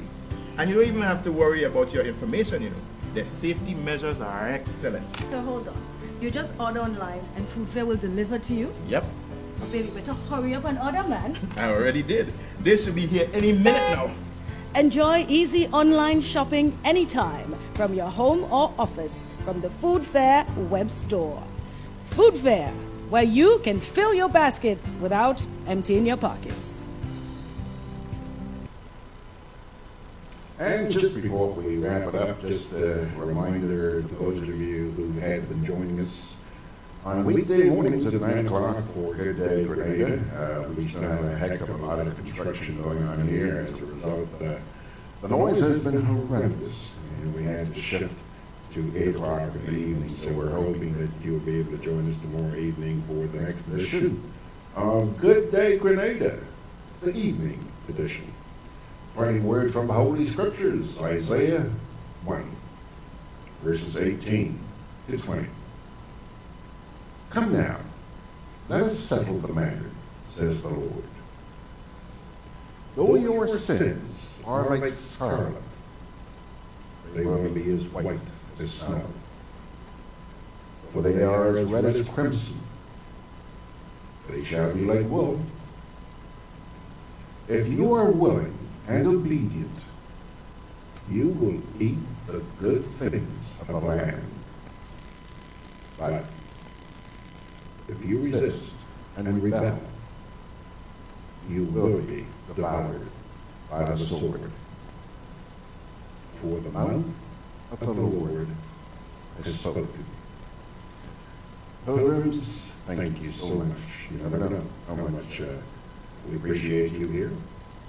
And yes, you do know, of course you do. Keep praying that we be spared the wrath of the coronavirus.